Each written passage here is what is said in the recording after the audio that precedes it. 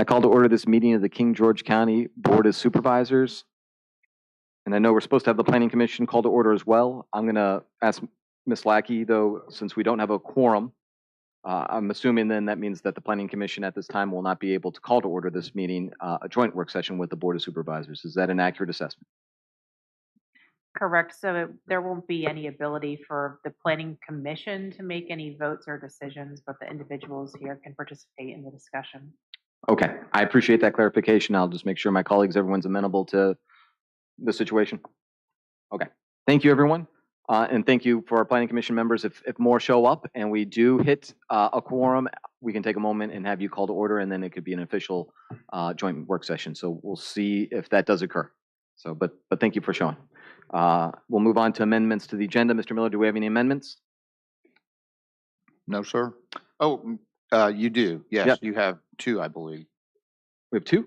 Or one, but two actions, I believe. Is that correct? So there is a suggested closed meeting that has two components to it. Okay. Yeah. So you do have an amendment to the agenda. Yes, sir.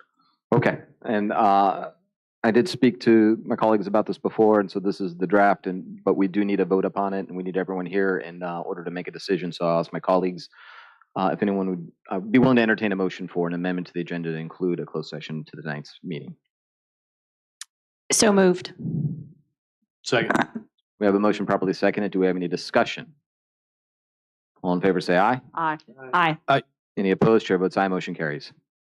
Thank you, Mr. Miller. We'll move on to public comment. Public comment will be limited to 3 minutes per person in order to afford everyone an opportunity to speak. If comments relate to a specific public hearing item, we ask you to offer those comments at the time of the public hearing.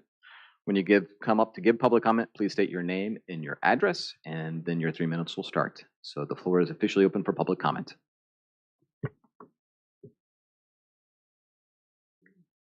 I will kick it off. Thank you all, commissioners, supervisors, staff, and Berkeley Group. You've heard from me before. My name is Kyle West. I'm the founder of Vega Renewables, a consulting and development company focused on utility scale solar, primarily in the Commonwealth of Virginia. I've attended a past work session, and I attended the open house that you had previously. And I've been pretty impressed. It looks like the ordinance has come together. It's a lengthy one. The one item I wanted to address tonight is the remaining 500-acre cap around utility scale solar. We've been trying to raise this because during the work session, when items like proximity to transmission lines and lot coverage were addressed, there seemed to be a consensus among the commissioners and supervisors that everyone, well, a consensus, a majority of folks wanted things moved to a special exception and analyze projects on their merits and allow projects to come forward. I just want to stress again, that was the consensus. The only reason the 500-acre cap wasn't discussed, it was never mentioned. So we're just hoping that it is addressed this evening. I do want to also state that, proactively limiting the size of a utility scale solar project immediately limits the economic engine and the financial benefits of that project. So it could be perfectly sited, but you'll never see it because it's reduced in size. Therefore, you get less financial benefits. So again, we feel like the 500-acre number is arbitrary. You could kind of pick out of nowhere. Certain counties have nothing. Actually, most counties have nothing. Some have smaller, some have bigger. So we're asking for not arbitrary numbers. Let projects come forward on their merits. And I appreciate the Berkeley Group noting the comment, saying max project acreage can be revised to be determined during the special exception process if commissioners and supervisors are amenable to that. From what I heard in the past was that they wanted things pushed to special exception. So all we ask tonight is that you do discuss it and get some resolution around that issue. So thank you all.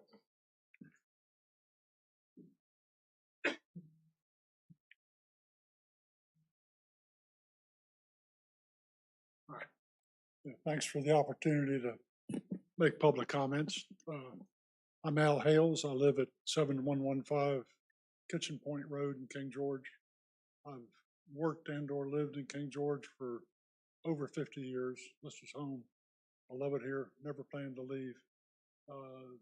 one issue that does concern me is being retired on a fixed income.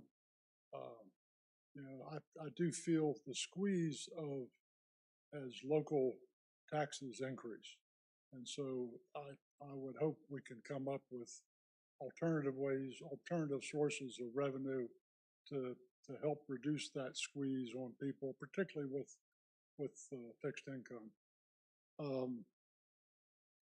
You know, I think there are a lot of different alternatives. The ordinance, this updated ordinance provides a framework for how we can pursue those alternative sources. The one that I'm particularly interested in, like Mr. West, is the use of utility solar as a means of not only producing clean power, but also as an alternative, diversified source of revenue for the county.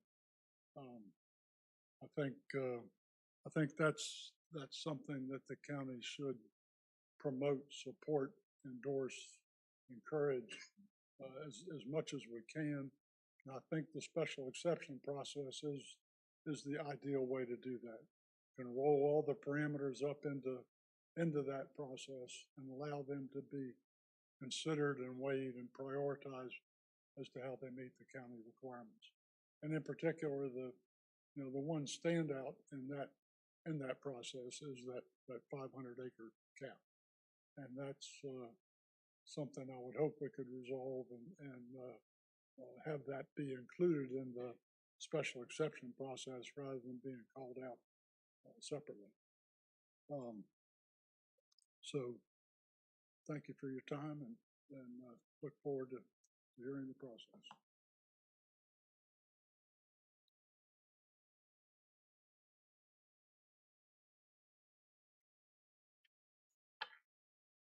Debbie Fairfax, 623 Kings Highway. My comments are in regard to the open house draft comments beginning on page 1.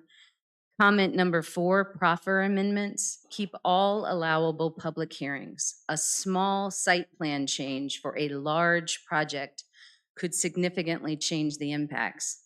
For example, moving battery energy storage on a site could move it closer to a school. Moving generators on a site could move it closer to residences. Comment number 12, I-district regulations. Please keep the building heights, no revisions. Comment number 55, battery energy storage facilities. To their number 1, what input does Chief Moody have regarding fire detection and extinguishing based specifically on King George? To their number 2, regarding the fence, while I see that immediate decommissioning seems a bit intense, A, the requirement to repair it should not be incumbent upon the county's notification that there's a problem with the fence. That puts the burden on us. Secondly, the turnaround time should be rapid. 30 days is unsatisfactory. It should be no more than 48 hours. That type of facility is not a facility that the county wants to be breached, whether it be by teenagers or terrorists. The impacts are far too great. Comment number 64, utility scale solar. Keep as is, no revision. We don't want multiple 500-acre parcels linked together to form a larger project. To give you a point of reference, Birchwood's initial August 2022 application included 600 acres of solar to power some amount of square feet of data center. 600 acres. That's in the same range as the 500 that we have it capped as now. Comment number 71, Todd's going to address our comment here, but I want to take a chance to celebrate something good.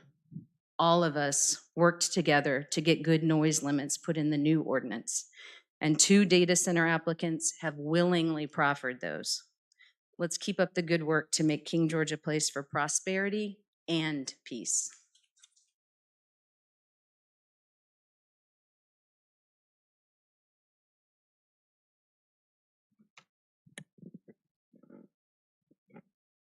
Todd Fairfax, 623 Kings Highway. Mr. Chair and members, planning commissioners, good evening. My comments this evening focus on comment number 71 on page 5 of the comments. And you'll not be surprised at all that it's from the Fairfaxes. Number one, a third paragraph for complaint-based testing needs to be added to section 8.10.5. Clear requirements need to be enumerated and codified on how many noise complaints within a period of time trigger zoning administration action. As an example, 4 complaints within a 3 calendar day period, not just work days, since the industrial uses operate 24/7. Mr. Fairfax, we'll hold off for a second. We'll restart the timer because we did have some, I apologize. I would like to make sure your comments captured though, and so I'm sorry for that interruption. If you give me the 3 minutes, I'll start over. We will start it over because of this situation. I apologize though, thank No you. worries. And we're good with your name, so Skip that part. that's fine, yes, but thank you. My comments this evening focus on comment number 71 on page 5 of the comments. And as I've said, you'll not be surprised that it's from my wife and I. So number one, a third paragraph for complaint-based testing needs to be added to section 8.10.5. Clear requirements need to be enumerated and codified on how many noise complaints within a period of time trigger zoning administration action. As an example, 4 complaints within a 3 calendar day period, not just work days, since the industrial uses operate 24/7. The complaints need not originate from the same person or same property, but they could. The complaining properties need not be adjoining or abutting the offending industrial use. Number 2, how soon after the required number of complaints will the zoning administrator be required to take action to investigate? Perhaps the ordinance should require the response to take place within 48 hours of the minimum number of complaints that trigger action. Number 3, what will the response look like? Perhaps the zoning administrator will contact the offending use and require mitigation within 48 hours, or their certificate of occupancy will be automatically suspended and operations cease until noise levels are demonstrated to be back in compliance and verified by the zoning administrator.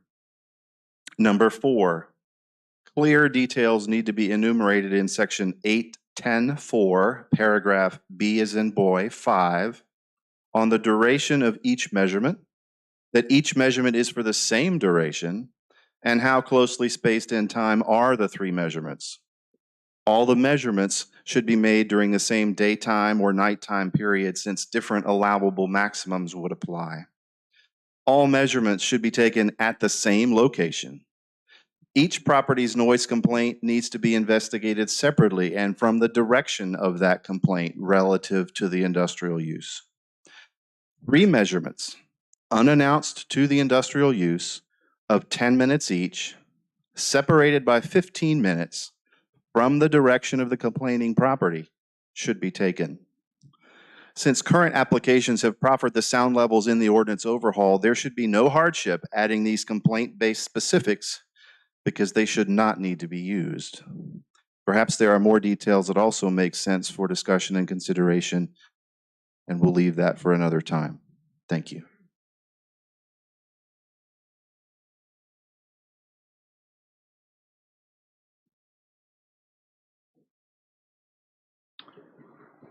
Mr. Dines, do we have anyone online who would like to give public comment?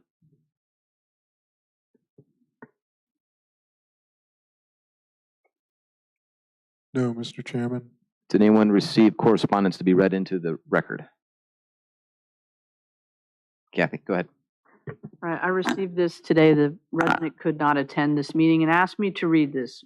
Brian Gregan, Shiloh District 9485 Elm Court, King George, Virginia. I am not against data centers as they could be a tax revenue source for King George County. Unfortunately, this is not the case for King George County for the foreseeable future as it relates to the proposed Amazon Birchwood site. Most of the dealings with Amazon are happening out of public view and behind closed doors.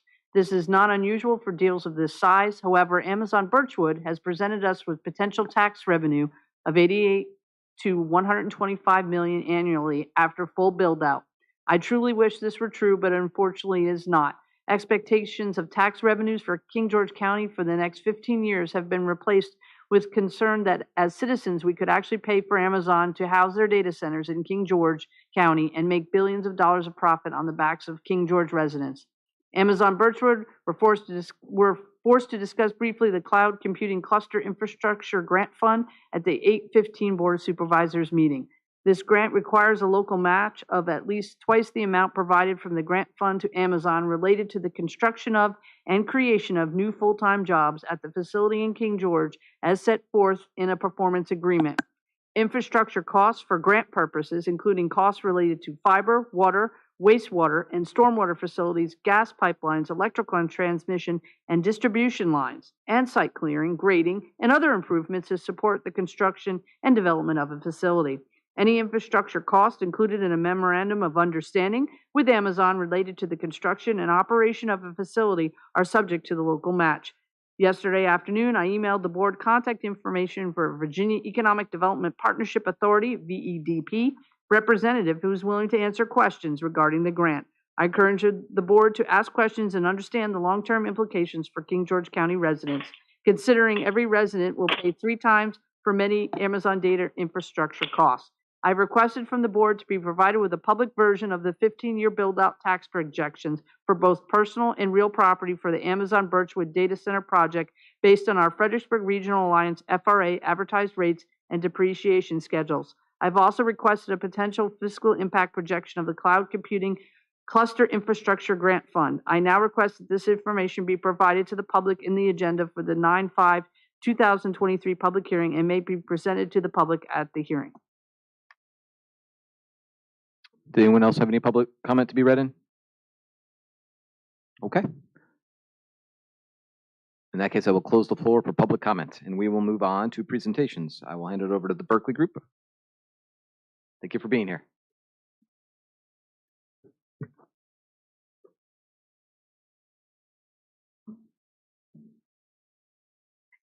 All right, thank you for having us once again. And for the record, I am Rebecca Cobb with the Berkeley Group, and I also have with me Tori Haynes with the Berkeley Group.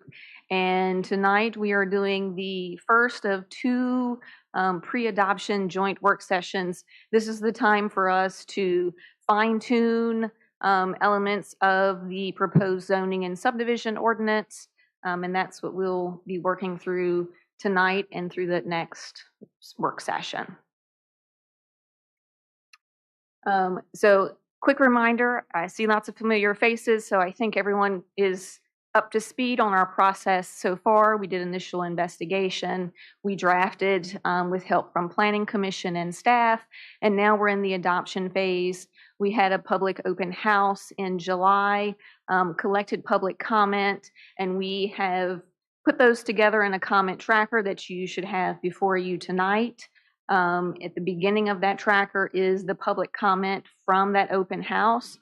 We included things that we got verbally, as well as those that we received in writing, as well as we had a survey open even after the open house to allow time for those who couldn't attend the open house or just needed some additional time for review to provide response. So your comment tracker includes all of that, as well as comments from board members, planning commission, your planning staff, as well as your attorney. And so tonight we are going to be working through some of the comments in that comment tracker, specifically the ones that are highlighted in gray. And we're going to share slides as we go through each of those. There's about 10 topics that we're hoping to cover tonight. And so on each slide, you'll see the topic and the line reference. And so that's why you've got those sheets in front of you so you can flip to it.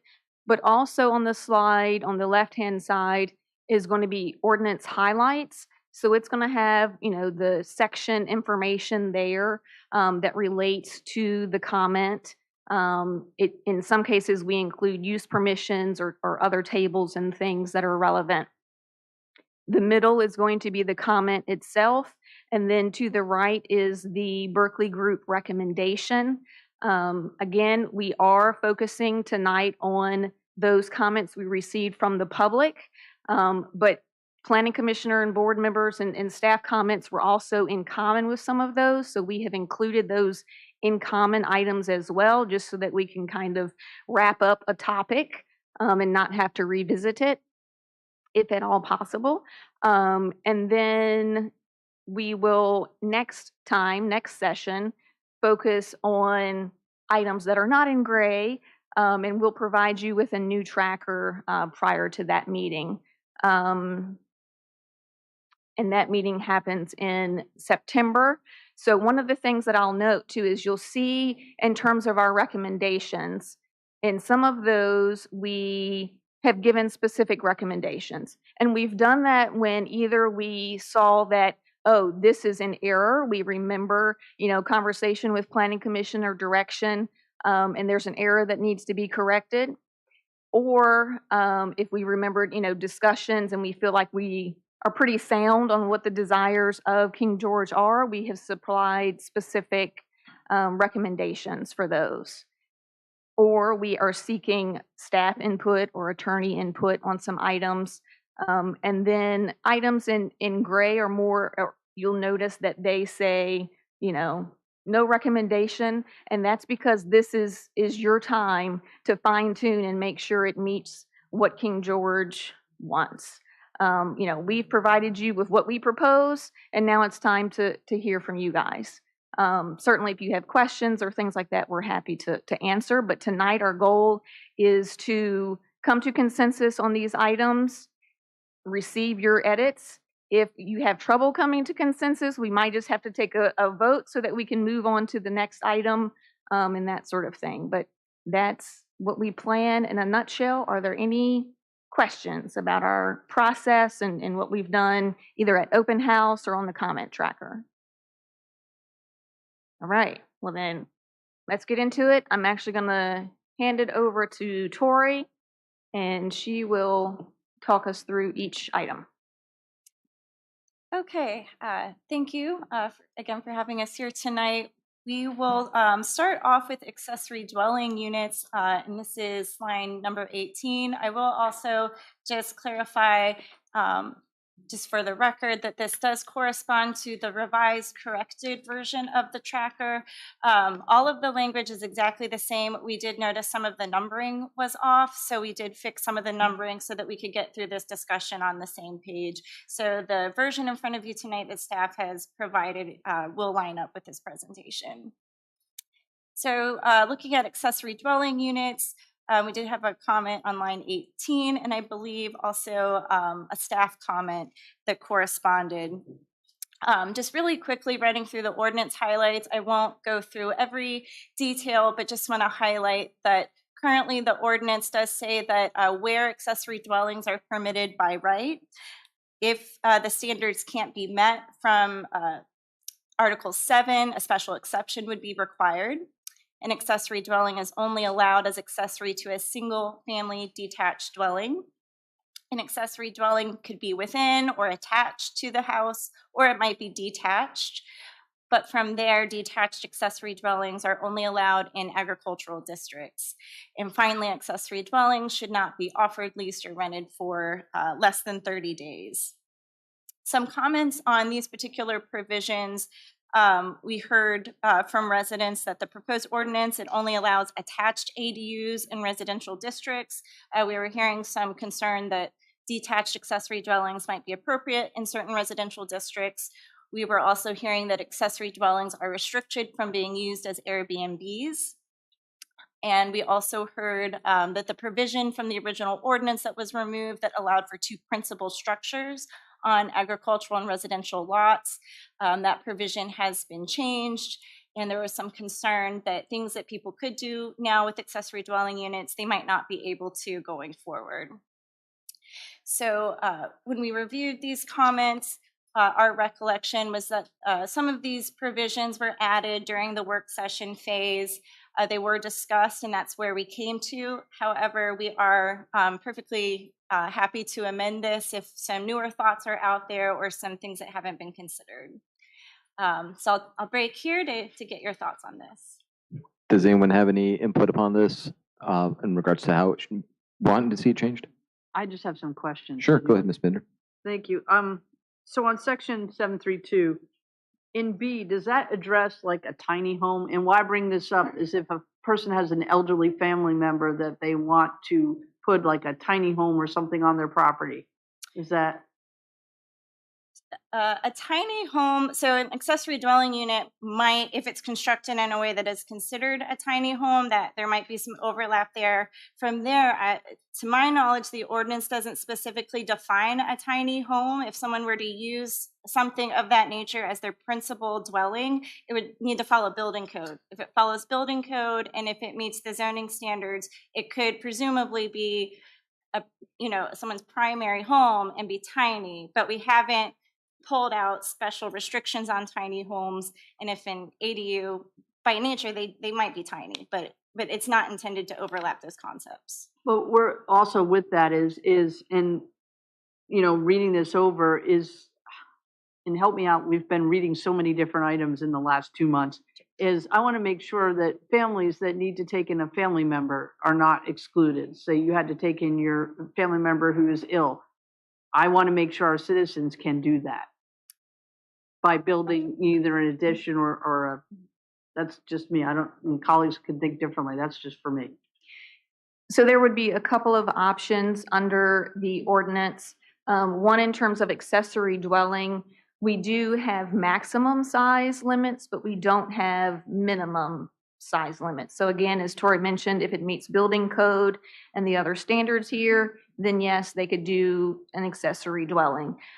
There is another option that is required through state code that is a temporary family dwelling, and I might not have the exact phrase or the name of that use, but it is in your ordinance that they can put up something temporary that does have size limits as well. And that could be up temporary until it's no longer needed and then gets removed off of the property. So that's also included in the ordinance. But just as a accessory, that it's not really defined as a family member, like if there was a hardship. I guess I'm not understanding exactly. Is that in here? So that's no. Or I'll just ask offline. You're asking like if it's not a family Well, member? you were talking about, yes, that's what I'm talking about. So if so this is designed so that, I'm telling you, you have Airbnb in here. So if you wanted to, you put accessory dwelling to make extra money off of your property, that would be no under the way it's currently written, correct? But if you had a family member you needed to take in or wanted to take in, that could be. No, it's a short-term rental. That is the no. So you can't rent it out to someone who's just coming in sort of a tourist capacity. Correct. But if it's a teacher or a law enforcement officer or someone who needs to rent a piece of property, you could do a long-term rental of an accessory dwelling unit. So if a teacher came to King George and was looking to buy a home but needed some time to find a home, you could technically rent it to them. Now, does that restrict only in ag, or could you do it in hop yard? I know that's probably a small lot to do that, but could you? So it would be determined by the district. I don't know what hop yard is zoned, but you can see it that it's what? So staff is saying hop yard is R3, which at the top you can see R3 does not allow accessory dwelling units, but R2, R1, A3, A2, A1 does allow. That makes sense, because then a higher density they wouldn't have space for it. Thank you. Okay. So on that same number 18, so if I had a shed in my backyard and I put water and sewer in it, I could put somebody out in the backyard if I'm in those districts? It would need to be accessory to a principal house. So you need to have your primary dwelling established. And then in any district, it could be within like an attic apartment or maybe an attachment. Maybe you added on to the house. So it's now an L-shaped plan or something. So you can have attached or within in those districts. And then in agricultural districts, you can have the detached version. Now, accessory structures, say you have a house, an accessory dwelling unit, you get one. And then, but you also have a shed. So the accessory structure is a separate consideration. But could you have an accessory dwelling unit as your primary unit?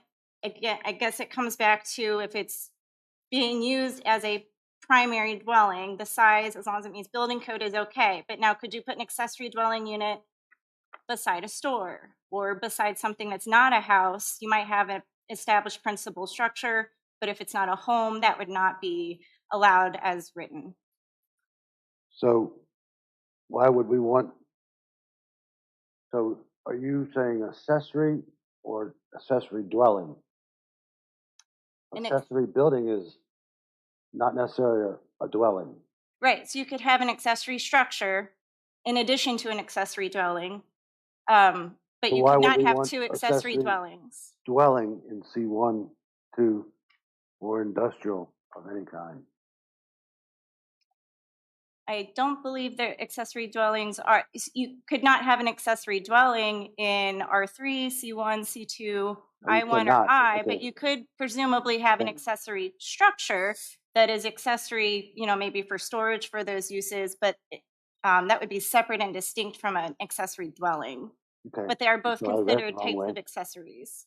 So Fredericksburg is battling with this because they have a lot of accessory dwellings in the backyard from yesteryear. And I don't know if we want to start with that problem. So what I'm seeing is that literally I could turn a shed in my backyard into this Bender calls it a tiny house or whatever. There are instances of conversion of existing, whether it's a garage or a shed. Presumably from a zoning perspective, if it can meet zoning code and it can meet building code, it could, and it's permitted in the district, there could be a conversion. You would still be limited to one. So if you already had one, you couldn't convert your garage into a second one. You could presumably swap take one down, build one somewhere else on the same property. But those restrictions do remain of one accessory dwelling only to a house, with additional accessory structures permitted as they meet the zoning standards. And the accessory dwelling that is detached, kind of like what you're talking about, converting some other building to an accessory dwelling, that as drafted would only be allowed in agricultural districts. So that's one of the questions tonight. Is that appropriate? Do you only want to allow those detached accessory structures in the agricultural districts? Or should you also allow those detached accessory dwellings in the R1 and R2 district? So I'm trying to make clear what is the meaning of this. A dwelling is different than an accessory building, but you're calling it a dwelling accessory. Are they one and the same, or are they two different things? It's an accessory dwelling, meaning that there is already a dwelling on the property, Yes. and this is second. And it's another dwelling place. Yes. It's not an accessory building. So a shed is an accessory building. Yes, and this is not titled accessory building. Okay, you kind of went back and forth on that. So I was trying to understand that.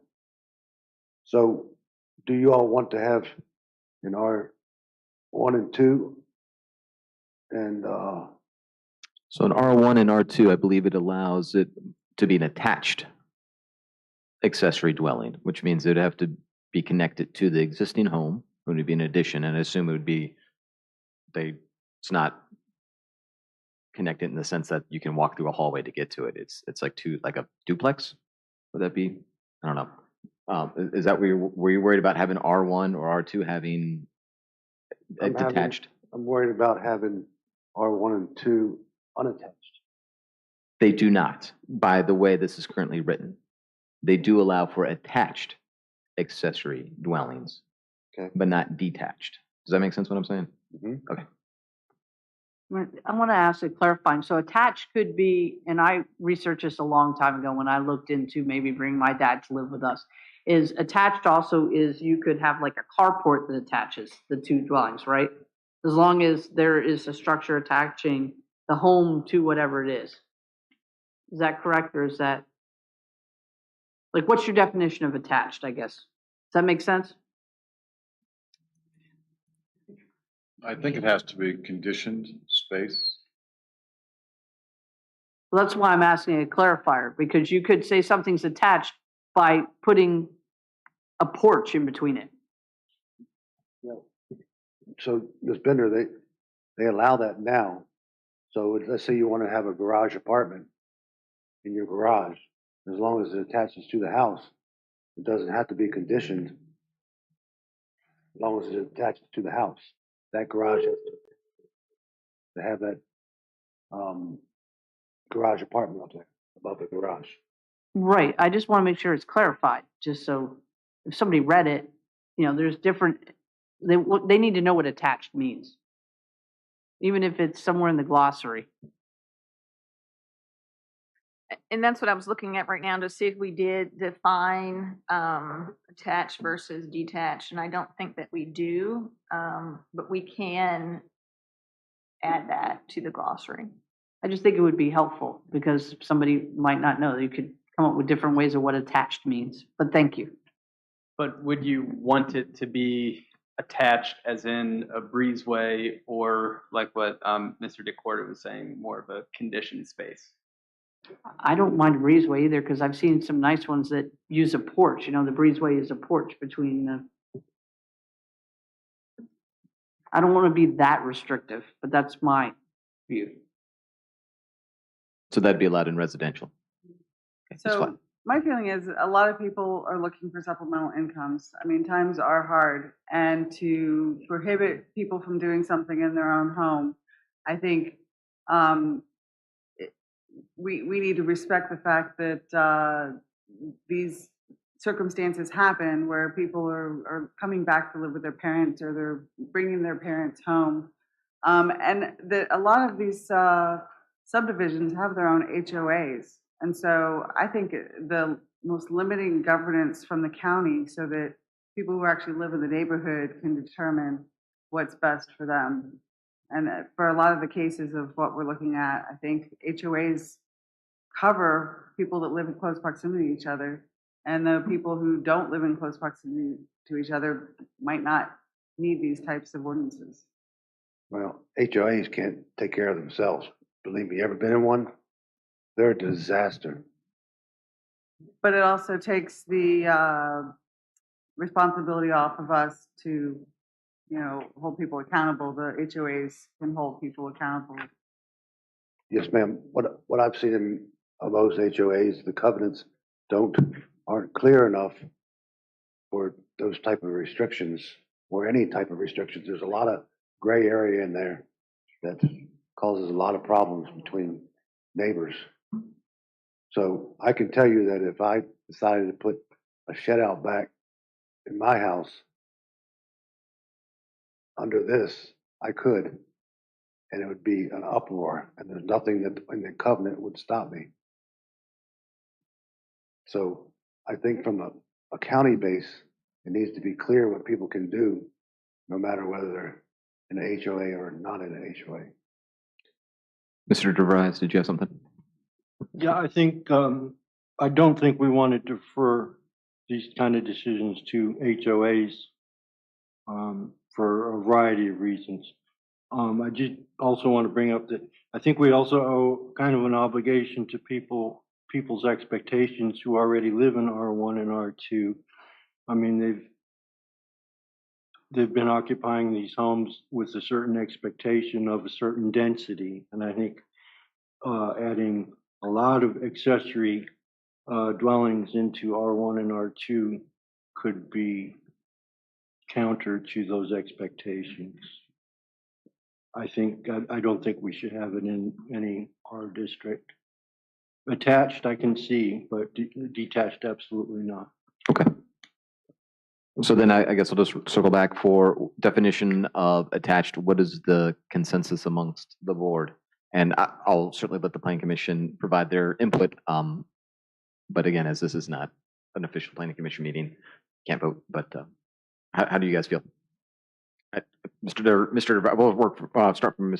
DeVries. So you said you're okay if it's attached, conditioned or unconditioned? We'll ask that. Are we talking about structure? Correct, for residential accessory dwelling attached. Attached, I think, should have something to do with the foundation, some connected foundation. It Connected. can be described as conditioned, air conditioned, Okay. or attached adjacent foundation. Okay. Mr. DeCorda? I support allowing R1, R2 attached for the reasons stated. I think the septic naturally has to be accommodating the increased number of bedrooms. So conditioned, like similar to what Mr. Verizon said? Yes. Okay. Ms. Flatley? I guess my only question would be if you have detached garage, but then the dwelling is in the garage, is that attached or detached? If it's a detached garage, then I would imagine that would be considered detached because that is a detached structure. So it's a detached accessory building at that point. Okay. So yes, if you had a single family home in residential with a detached garage, then you would not be able to turn the garage or a portion of it into an apartment based off the way the ordinance is written. Unless you attached it. Okay, and then so are we defining what attached means? That's what we're trying to get to. So both Mr. DeVries and Mr. DeCorda were saying having a shared foundation or conditioned space adjacent, essentially. So not like a breezeway or like a shared porch, but an actual like connection at the foundation I level. would say enclosed. Okay, Because enclosed. that means roof, walls, floor. Okay, thank you. Is making it a special exception an option for that particular circumstance? I believe that it does say a special exception will be required if the provided standards in this section cannot be met. So I believe, and please correct me if I'm wrong, that it would be allowed for residential for them to bring forth a special exception and ask for a situation that might not fit the ordinance exactly and maybe a detached. Is that a correct assessment? Okay, thank you. Ms. Bender?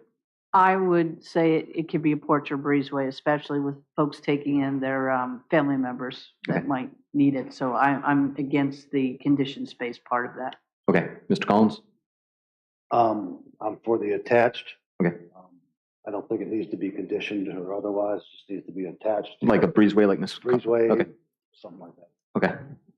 I'm actually for it connected and not just a breezeway, but being a little more substantial from a residential perspective. So that's my stance, more along what the Planning Commission is saying. But I'll ask Ms. Kupka. So I actually would like to know staff's opinion on this. So how we would currently enforce something like attached would be a shared wall or a conditioned space or hallway. My concern with allowing it by a breezeway, you would end up with essentially two complete separate dwellings that have the appearance of two complete separate dwellings just attached by a roof. So if that is the way that you want to go, I would think that maybe limiting the size of or the length of the breezeway or connection could be something to consider. Okay. Then I am for, if we're talking about residential zoning, R1, R2, yeah, attached. I can see both arguments, conditioned versus non-conditioned, but I like your suggestion of limiting the size if it's non-conditioned. Thank you. Mr. Stonehill? I would be in favor there. It's going to still be the 5-acre lots, correct? No, this is residential. This is the special, this would be the accessory dwelling for residential R1, R2.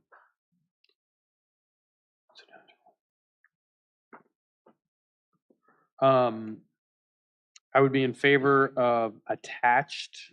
I would be okay with a breezeway, but maybe with a concrete foundation. So it's kind of semi-attached, or it would be attached. And you're only going to go so far with a concrete walkway due to the cost of it. You're not going to put it all the way on the back piece of your property and have it connected. But if you have a solid foundation with concrete with a breezeway over it, I've seen a number of houses that already have that, and it looks very nice.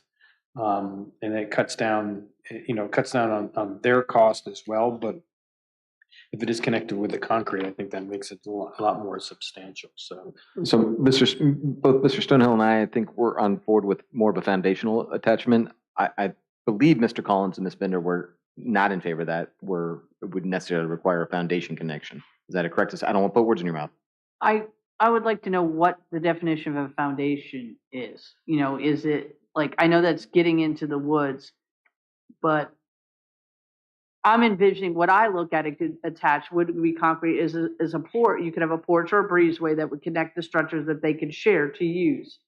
And I do not mind Ms. Kupka's suggestion of limiting the size of the accessory dwelling with that, so that was it the distance or the size of? Yeah, I don't mind that at all. I think that's, a good compromise, but Do you have a suggestion for distance? I would ask our staff, what's a good distance? Mr. Collins had a point. I'll let you think about that for a minute. Okay, Mr. Collins. So attached, could you not have 6x6s? And then the roof attached to the building with the door and door, and then pavers? Would that not be attached? Then why does it have to be concrete?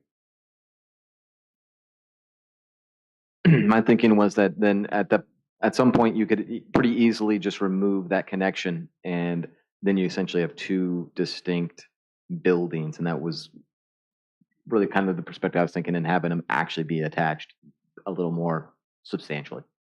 That was my thinking. Yes, but if you're welcome to disagree, and however the board votes, that's fine. So as far as your length, Ms. Kupka, I'm fine with that. I'll just throw a number to start, no more than 25 feet. Mr. Panicotti, what'd you think?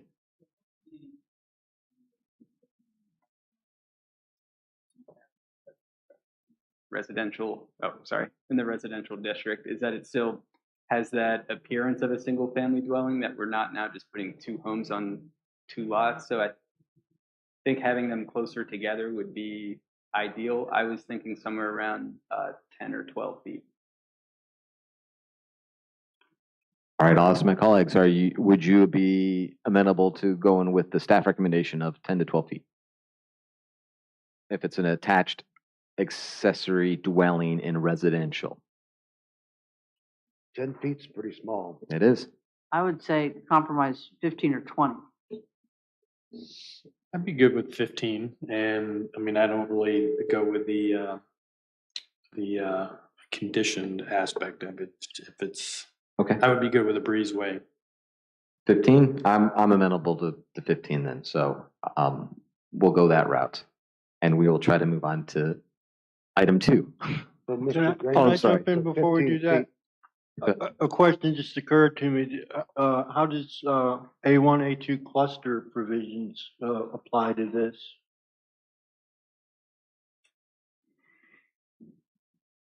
If it's A1, A2, it would still be by right, but then there's going to be associated setbacks and those types of things. And so my guess would probably be in a cluster situation, it's going to be difficult to, if it's true, small area clusterment, then it's going to be hard to accommodate a detached accessory. But if they could, then they could. It would be permitted. It would be permitted to have a detached on, say, an acre lot in a cluster, a lot that was developed under the cluster provisions. If it's zoned A1, A2, yes. I think that might be trouble.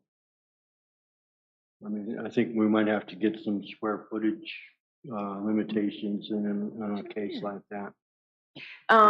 There is a 5-acre minimum in A1 and A2, so that would, I'm talking about cluster provisions. Yeah, so if a cluster is in A1 or A2 and it can't meet the 5-acre minimum, that is, I think it's 732, would apply to clusters. Presumably clusters probably can't meet that 5-acre minimum.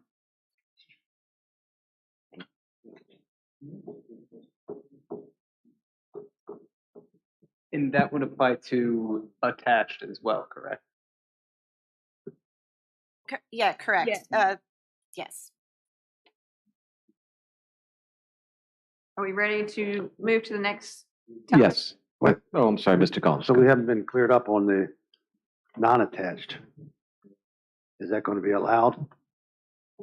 It's, in the ordinance, the way it's written, it would be allowed by right for A1, A2. Detached would be allowed in all 3 agricultural districts. That's detached. Attached is allowed in all 5 of the districts that are shown up there on the left. Right now, you could get a special exception in the residential districts if your ADU doesn't meet the standards, except there is a specific clause that was added during the work session phase prohibiting detached in the residential districts. If we remove that provision, it puts it back to saying presumably a detached structure, number 1 would be allowed.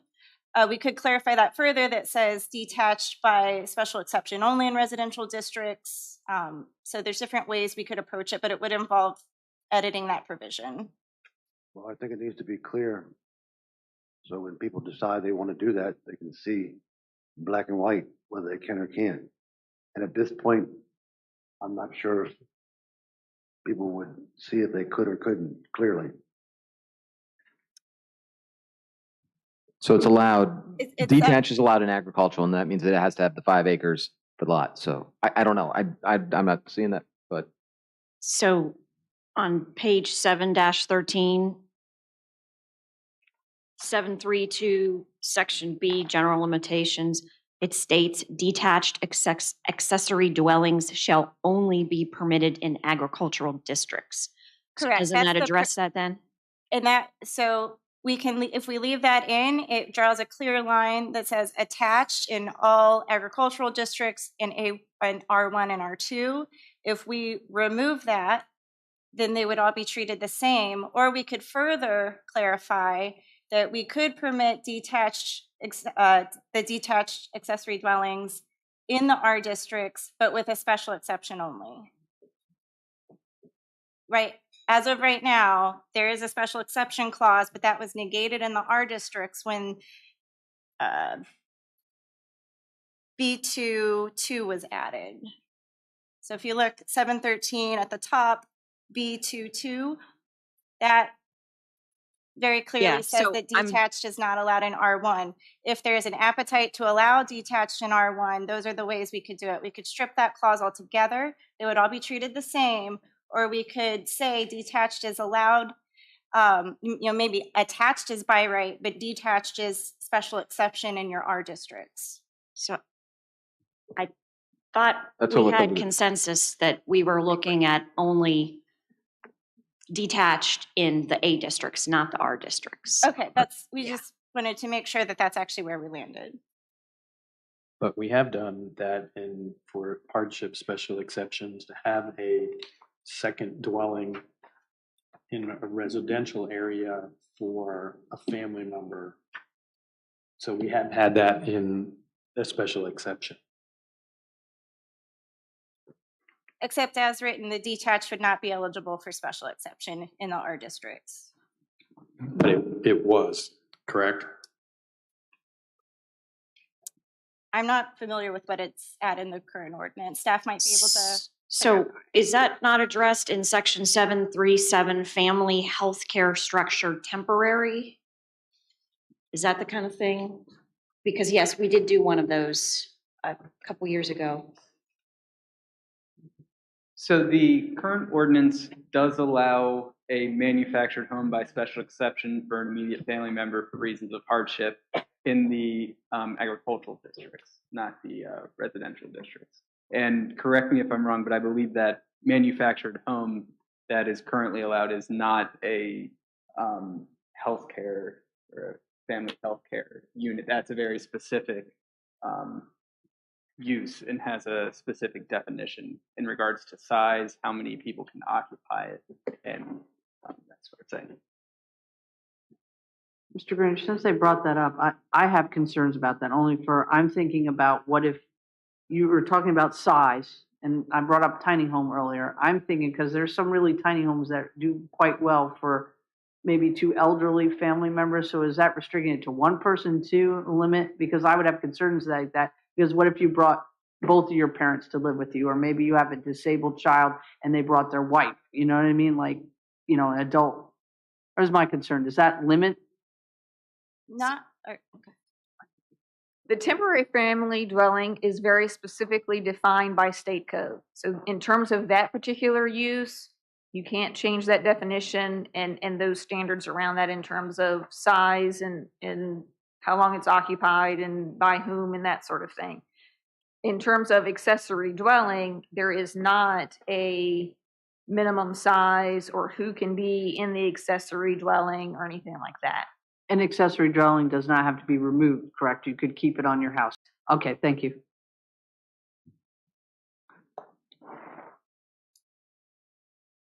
I think that's gonna be problematic. Letting it stay? So the non-attached accessory dwelling. So when you have it under special exception, it should be actually more clear, so somebody doesn't have to come in to get a special exception to do that. They should know whether they can or cannot. So for detached, you're saying? That is allowed in agricultural. It's not by special exception, it's allowed. Is that correct? Yes, so B22, I think, hopefully clearly says detached accessory dwellings shall only be permitted in ag districts. So meaning it is permitted, you can do it in ag districts. Okay, that's what I thought. Right. Chairman, but if they meet those requirements, that is a permitted use by right. They would only need a special exception if they don't meet any of those standards, such as the 5-acre minimum lot size. Which is defined in D, 732D. Yes, okay, thank you. Are we ready to move on? Okay, let's move on. All right, next, let me get oriented here. This is a public comment about recreation facilities, non-commercial. Right now, recreation facilities, non-commercial, those are things like parks, trails, which is pertinent to this particular comment, and you can see that there are special exception across the board in those districts where they're allowed, which is basically all of them except commercial and industrial. The comment was that they should also be allowed by special exception in commercial, so that if something like a rail to trail would come in, which fits the definition of a recreation facility non-commercial, if those types of more lengthy meandering facilities were to cross a commercial district, to add that in so that it wouldn't geographically break up certain projects that are recreational. Berkeley Group, in addition to that, and with that context in mind, we think it could be appropriate, if you all agree, that through special exception, not by right, we could extend that not just to commercial but industrial districts, so that there is some flexibility if there are sort of spanning trail projects and other things for recreation and tourism. What section are you speaking of? What page in the? This is line 19 in the comment tracker, and I don't believe there is use standards for this use, but there is the definition in Article 11, which is displayed on the screen. How about for the page of the big booklet? Do you have a page number it's on? I can find one. I do have it bookmarked. The definition is on page 11-32 in Article 11. And we're looking at the definition of recreation facility non-commercial. And then accompanying that, the use matrix, which is that kind of teal color, represents what you would also see in Article 6.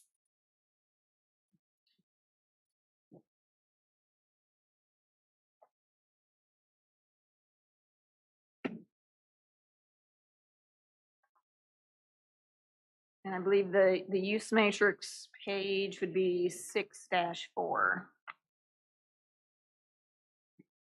but both of those things are up on the screen.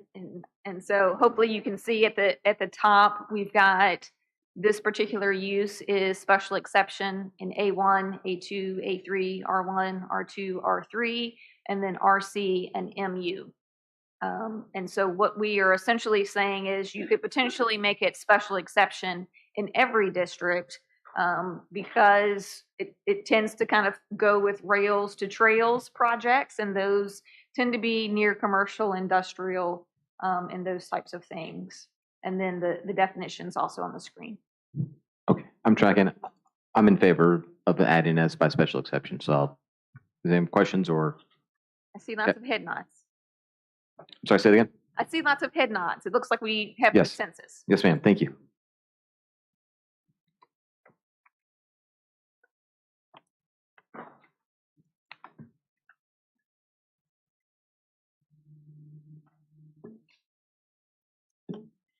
Okay, we'll move on to home occupations. This topic covers 2 slides, so I'll run through some of these highlights.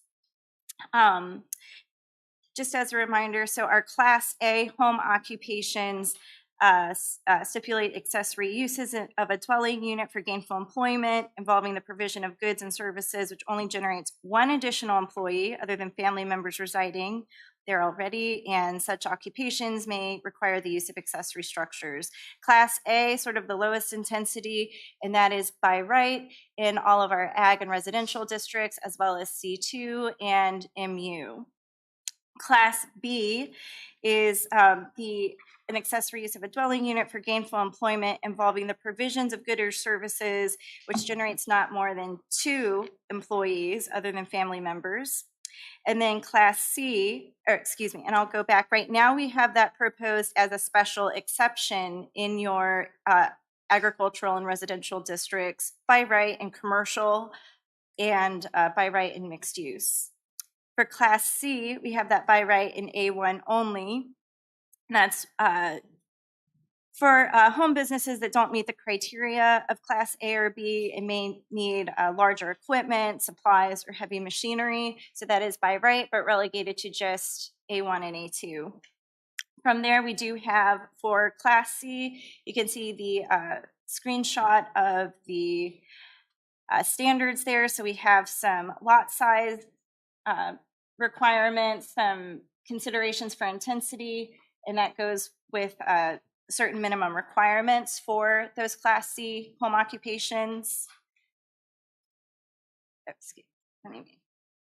And so, so the comments we got on these cover a few different topics.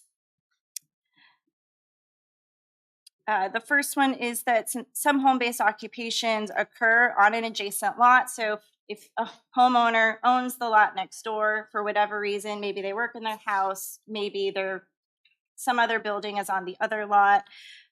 So the comment is to allow adjacent parcels to be used for the home occupation and have that worked into the application process if they can meet the use standards.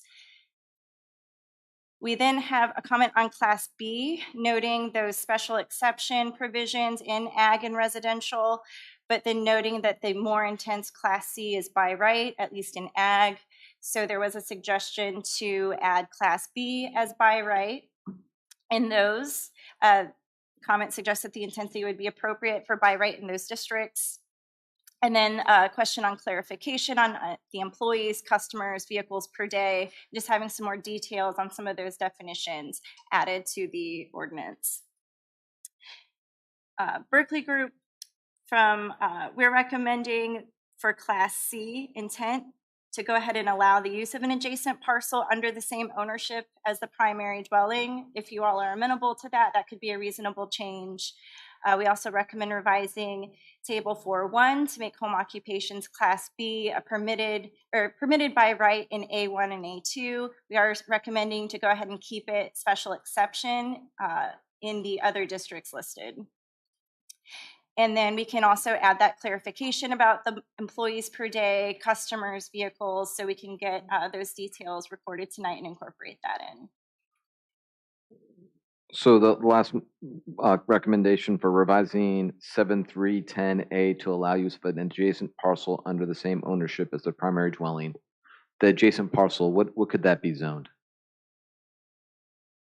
We could draft that to say that it has to be, zoned the same or, comply obviously with the use matrix. Okay. We could I do would, that. I would like to see something along those lines if we go with that recommendation to allow it in an adjacent lot, because if it is zoned differently, that could make some weird situations if it gets sold off at a later date. But I'll leave it to my colleagues to weigh in, because you're not forced to keep both lots. You could separate them, and then you'd have this home or this dwelling on there. I just have a question about what is gainful employment. Is this ordinance supposed to govern people giving piano lessons, people doing Etsy businesses? Does the business have to have a business address at the residence, or is it someone who is working at the residence full time, even if their employment address is somewhere else? So I'm trying to understand exactly who we are trying to, who this is going to apply to. Do you have a definition in your slide, please? The slide previous, so we know the house is.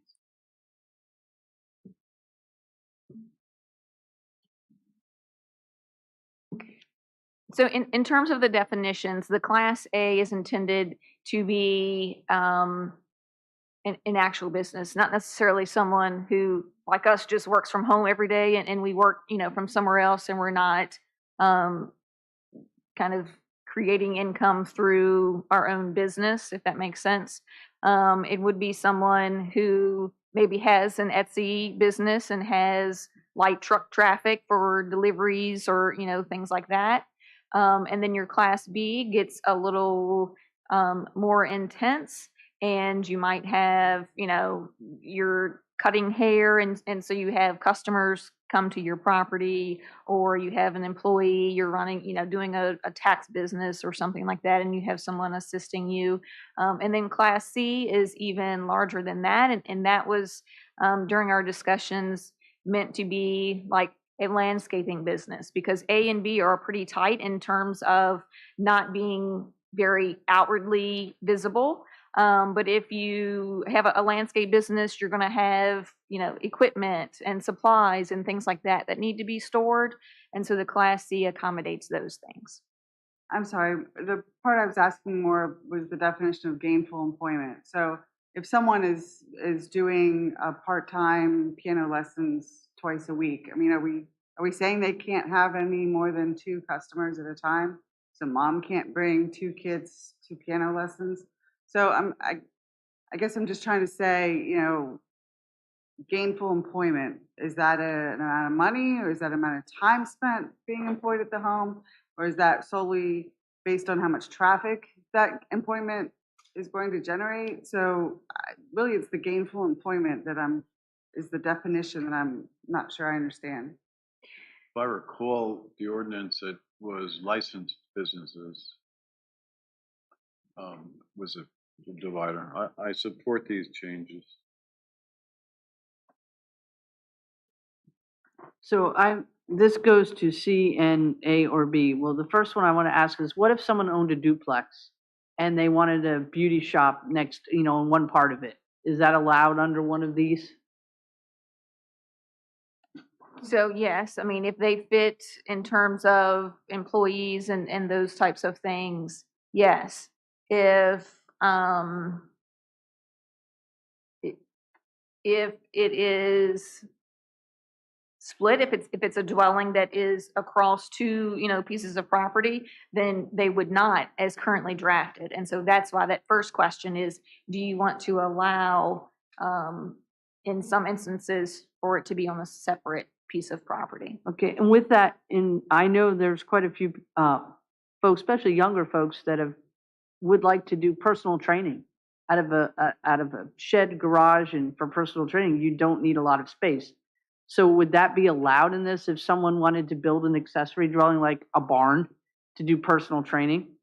I believe as written, accessory structures could be used All right, as yeah, part of not the home dwelling, but occupation. structure. Yeah. So that would be allowed under these?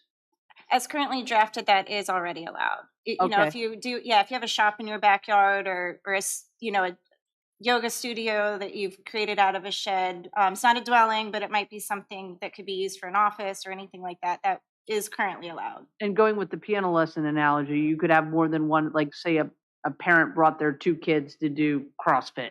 You know what I mean? They could do that.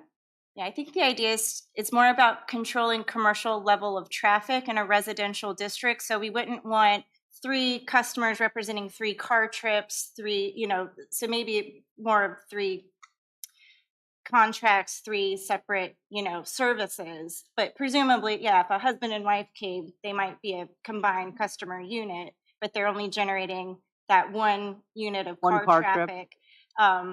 And, you know, generally all the other provisions that are already in there are also help support the concept of making sure that it's quiet, that it doesn't have this commercial look in a residential neighborhood and things like that. But certainly if someone has a licensed home business, has gone through the commissioner, is set up properly, and they just happen to work at home, then yeah, if a mom is bringing her kids to the piano lesson, that would be okay. It's more about, we don't want her doing a piano class of 20 students, generating 20 cars. Right, thank you.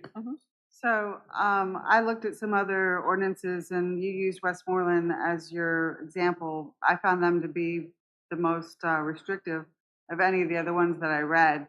I will say I like Loudoun County basically says no equipment or process shall create noise, vibration, glare, fumes, basically. It's not going to interfere with anything. And then no traffic shall be generated by homes, such occupation in greater volumes that would normally be expected. Any need for parking shall be met by off-street parking. So I just think that the square footage and the number of trips or the number of people, it's hard to, for us to obviously, you know, it's gonna be complaint based. And then we're not gonna sit outside somebody's house and see how many people arrive.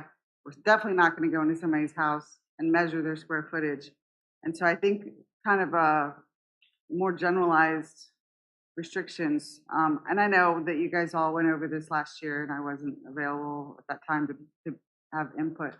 But I think that the specifics here are very hard to hold people accountable to. So, as a board, what do you guys feel? I'm amenable to the changes as requested. Like I said, I was just concerned about the adjacent lot, making sure that the adjacent lot was zoned in such a way that would make sense.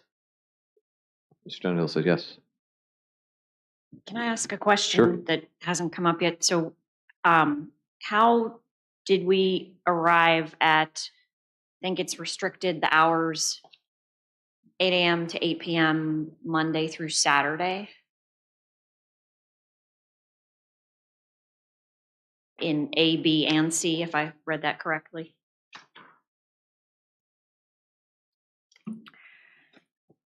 So no Sundays?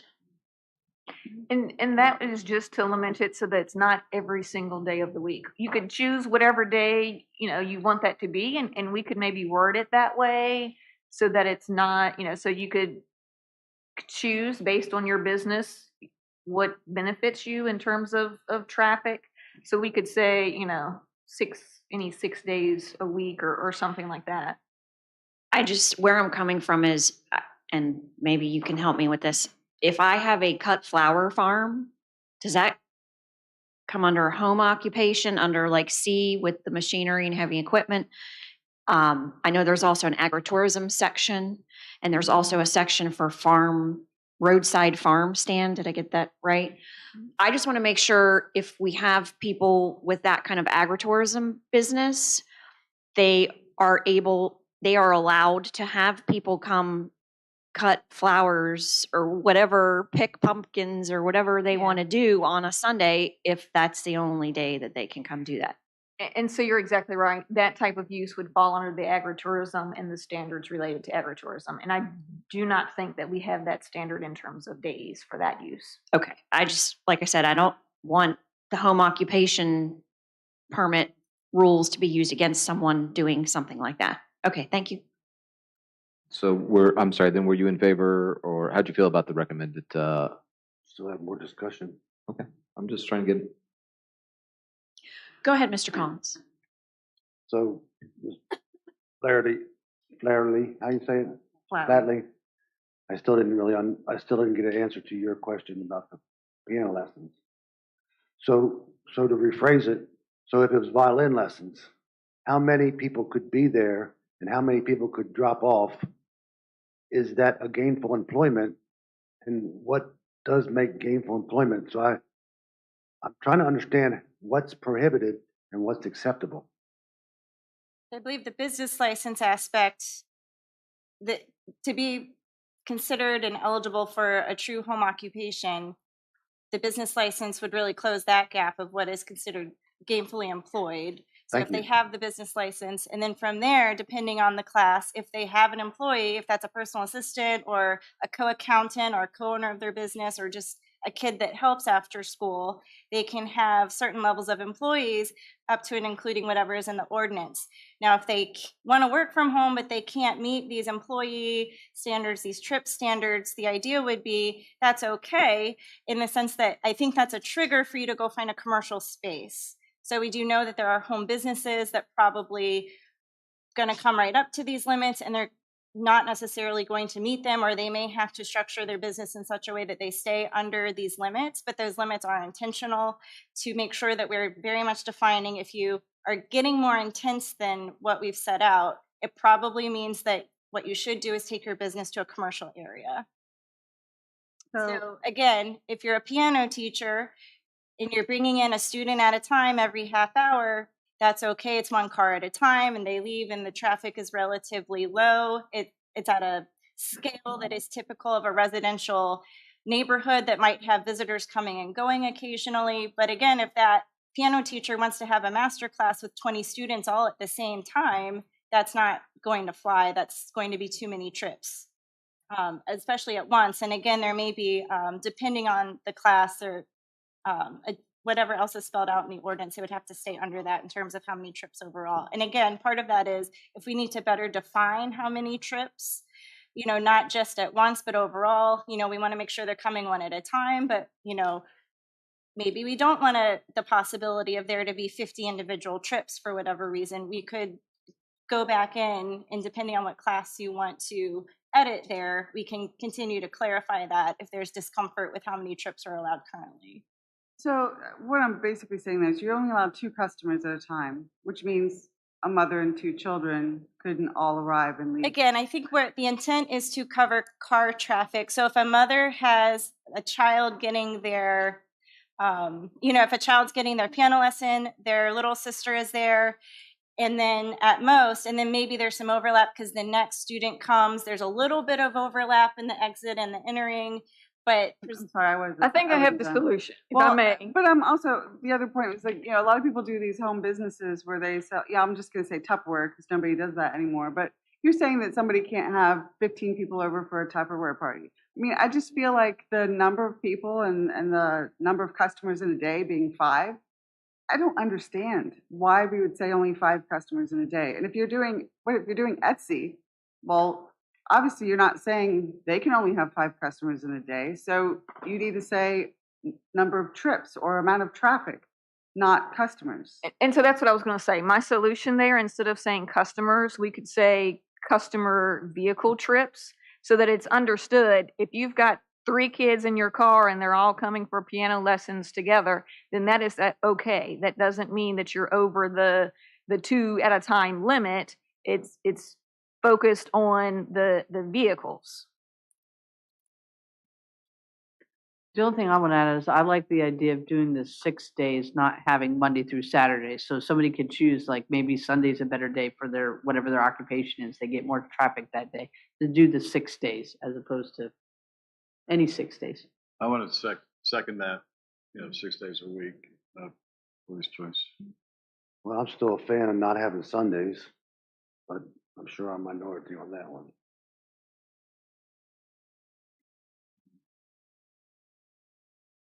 So I'm in agreement to move forward with recommendations, but I also agree that we shouldn't limit someone's ability to conduct business on Sunday if that's something they want to do or need to do.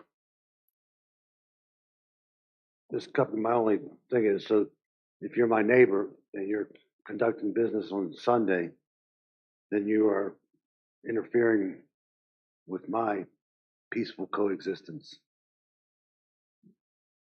And that is the Lord's day. Right, but that's your day of rest. That's your choice. And you can still honor that.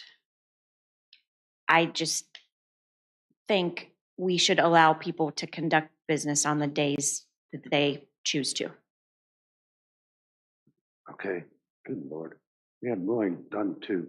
But why can you choose to infringe upon me? I might not be available on Wednesdays, if that's one of the days that would be prohibited.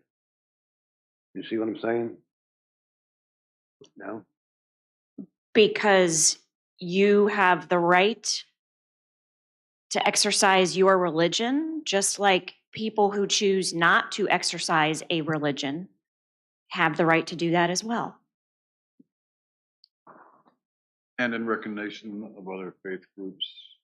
What? And in recognition of other faith groups. However, the intent of the ordinance, I believe, is to restrict total traffic burden, not restricted on particular days. Mr. Chair, I'd be in favor with that, but I would give them 6 days of their choosing because Agreed. I would leave it at that. Okay. Thank you. So did you ever finish up with the piano lessons? Yeah, I think we got that done. Are you clear? Do you understand what they're talking about? I understand that it would be prohibited. If, the way it's written now, it's not written as trips now, but. But they were taking notes to change it to trips as opposed to Yeah. based up the So I'll summarize so that everyone knows what we've got. I've got that we are clarifying the adjacent lot should be zoned the same as the owner with the, principal dwelling. Monday through Saturday would be changed to 6 days a week, and then amending the customer visits or trips to customer vehicle trips. And then I think there was agreement for the other recommendations that we proposed.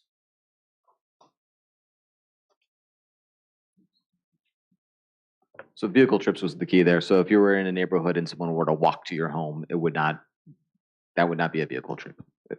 Just, I guess, to try to clarify some of these things. My whole point was not to come up with a different number, Okay. or it was basically to say, kind of lay out that it shouldn't result in increased traffic flow that encumbers the neighborhood. I understand that. Okay. And you have other counties that write it that way.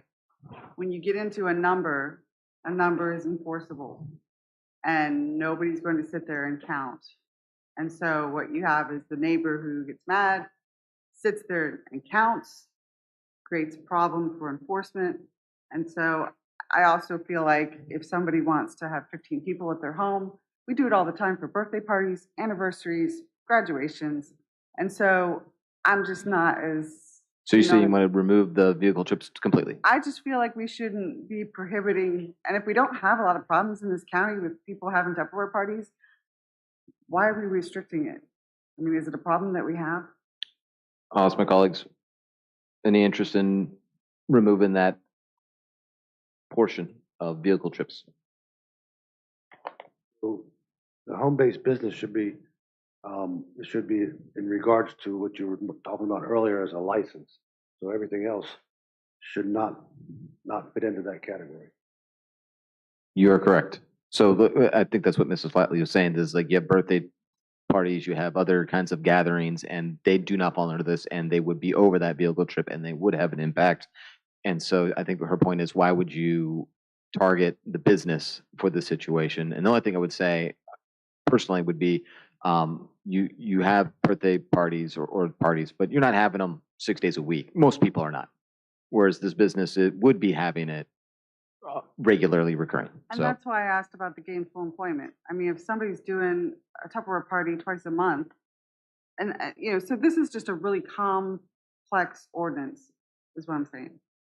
And it probably doesn't need to be as complex as it is.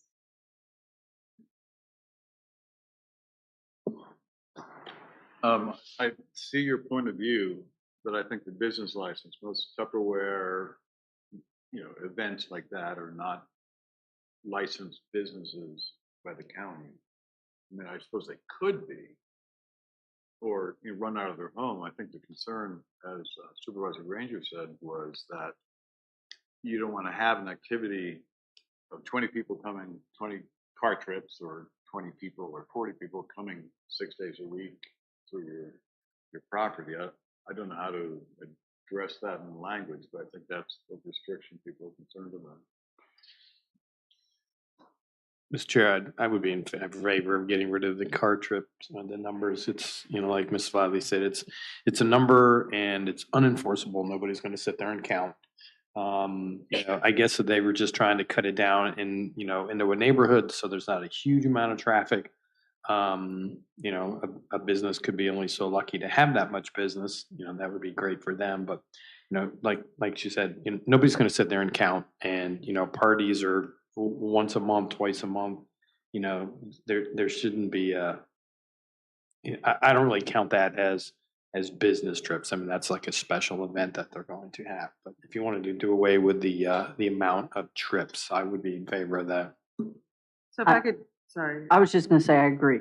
I can read what Loudoun County has. No traffic shall be generated by such home occupation in greater volumes that would normally be expected in a residential neighborhood. Any need for parking created or generated by the conduct of such home occupation shall be met with off-street parking and other than in required front yard. Other than in a required front yard. So they can't park in the yard, they can't park on the street, and the traffic can't be in greater volume than you would normally expect in a residential neighborhood. Sounds good to me.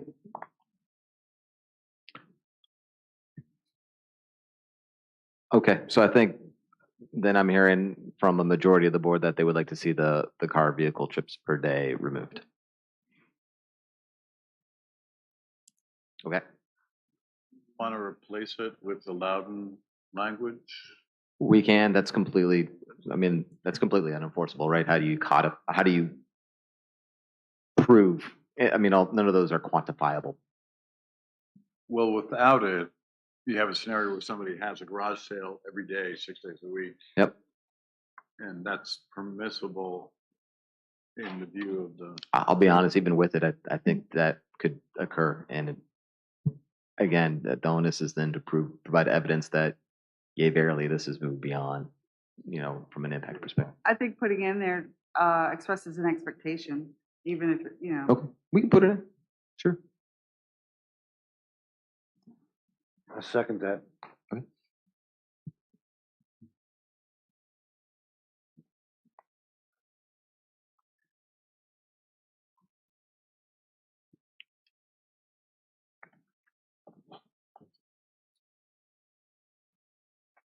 $55?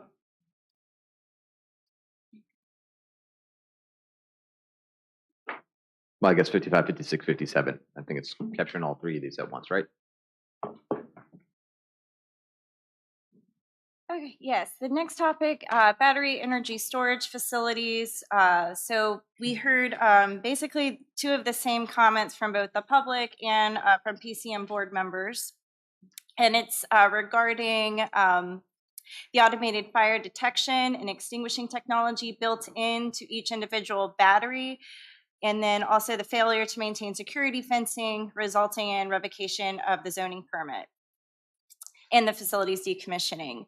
So the comments here, got some comments about the actual technology, some technicalities with the language, and then just that technology may not exist as written. It could be interpreted like that, and it would essentially be a ban on battery energy storage systems. And then also some more specificity in what the revocation process or the notice and violation and revocation process would actually be concerning fencing violations. So we did take some of the recommended language from both PCM board members as well as the public. Now, the intent of the fire extinguishing technology is just to make sure that each battery is actually connected to a detection system. So it wasn't intended to trip up the technicality of maybe it's not literally installed in each unit. So we did clarify that to make sure it's connected to the overall system, that each battery can be detected for safety issues. But we do understand we don't want to hold this up from the equipment technicality. And we also worked in the recommendation from, I believe, a PC member on the NFPA 855 reference to make sure it's up to those standards. And then we also recommend clarifying the fencing provisions to making sure that that ties back to our standard violation procedures that are in Article 2, Division 4. So that kind of helps clarify what those procedures are and has those timing standards that would go along with the revocation, and the user being able to correct the problem and has those procedures specifically spelled out for a little bit of protection on both sides.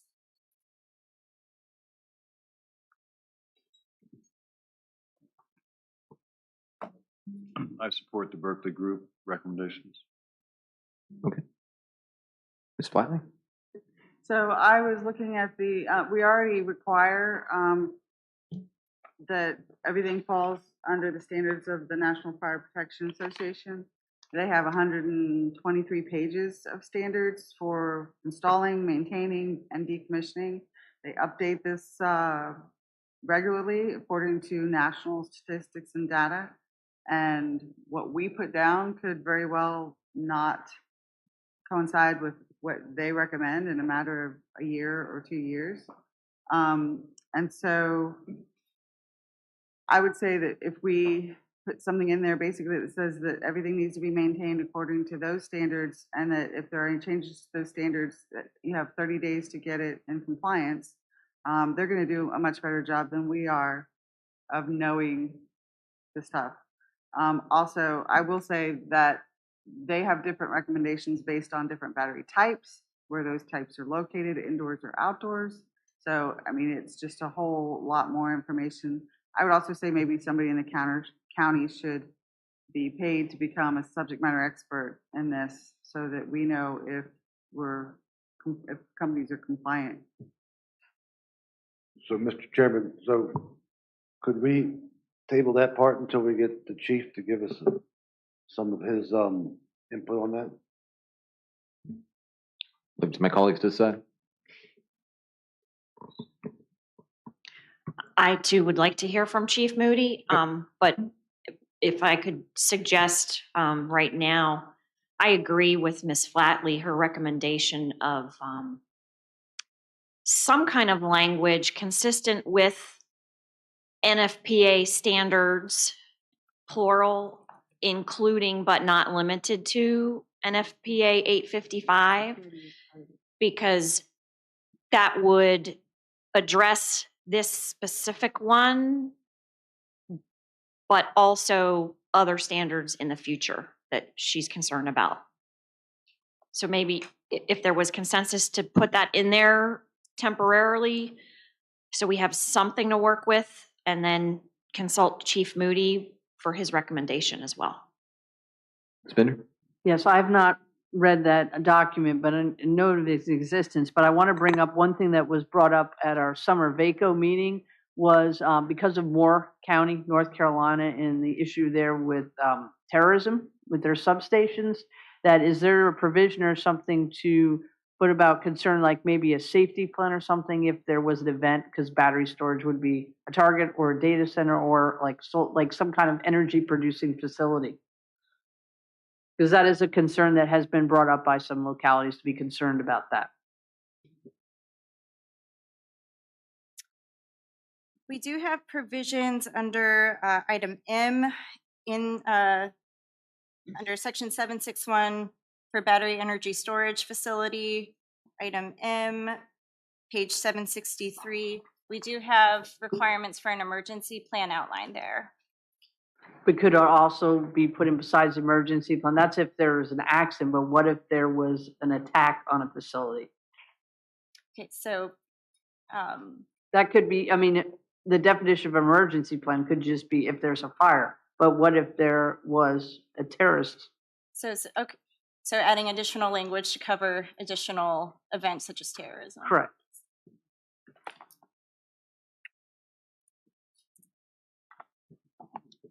So item 4 under M, and you can tell me what you think, or if that, what you're saying needs to be added there. It says emergency procedures to be followed in case of fire, explosion, release of liquids or vapors, damage to critical moving parts, or other potential dangerous conditions.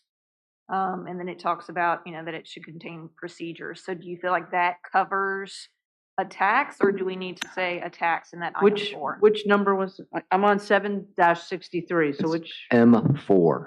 M4? I would say also if there was a terrorism event, because that is quite different than the rest of this.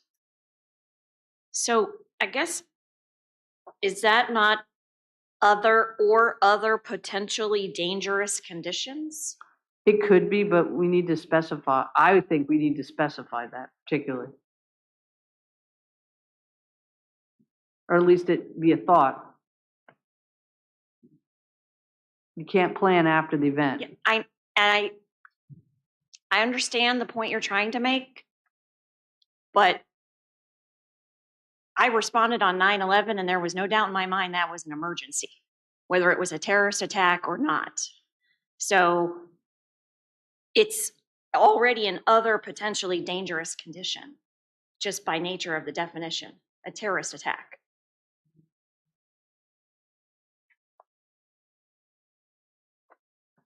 But I guess my point is I want to make sure it's in consideration when a facility comes in and they discuss with our fire, EMS, and our sheriff's department, that be part of, I don't know, we have a difference of opinion on that. I'm just looking for it to be in there so it is considered, because that could not be talked about if. So I thought we agreed that we we're gonna have the fire chief give us a little bit more expertise information on that, and then we could hone that up a little bit. So if I would you like us to have Chief Moody provide an overview on the entire portion of the battery storage? Is that what Mr. Collins is asking? So fire detection draft ordinance, they talk about the draft ordinance in this number 55. And so I think that we need to have the the chief subject matter expert to give us recommendations before we put anything in there, period, on fire. I mean, I know that Mr. Pancotti indicated that the chief has obviously looked through this, but he will ask him specifically to provide the overview that you're looking for. So do we have consensus? We want to hold off on making a decision on this until we've heard from chief explicitly? Okay, let's move on then. I just wanted to ask one question. Do these ordinances cover battery storage only if it's a primary use, or are these going to be the same governing ordinances if it's an accessory use?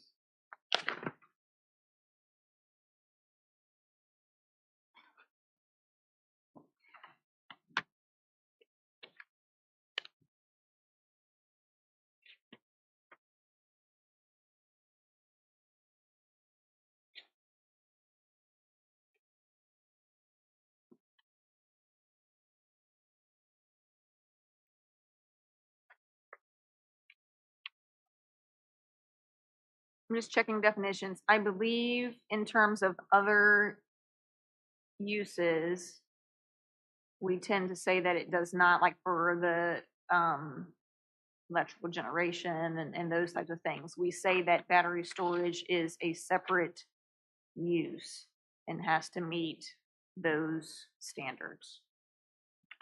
So even if it's an accessory to power plant or solar, it's considered its own use and has to comply. With 761. Yes. Okay.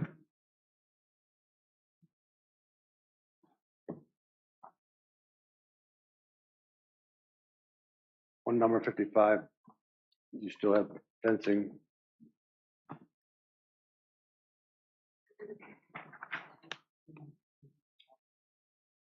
I believe there might be some security stuff in the, Well, I was more interested in as far as the fencing. Um, one of the speakers mentioned about, violations, holding fences and stuff like that. Needs to be a little bit more defined, responsibilities and time to fix the homes or whatever you want to call it. yeah, I was just saying, I can't recall if fencing, or I know I think there's some type of security that's part of the NFPA 855. I don't remember the specific, but I do think that any action needs to be immediate.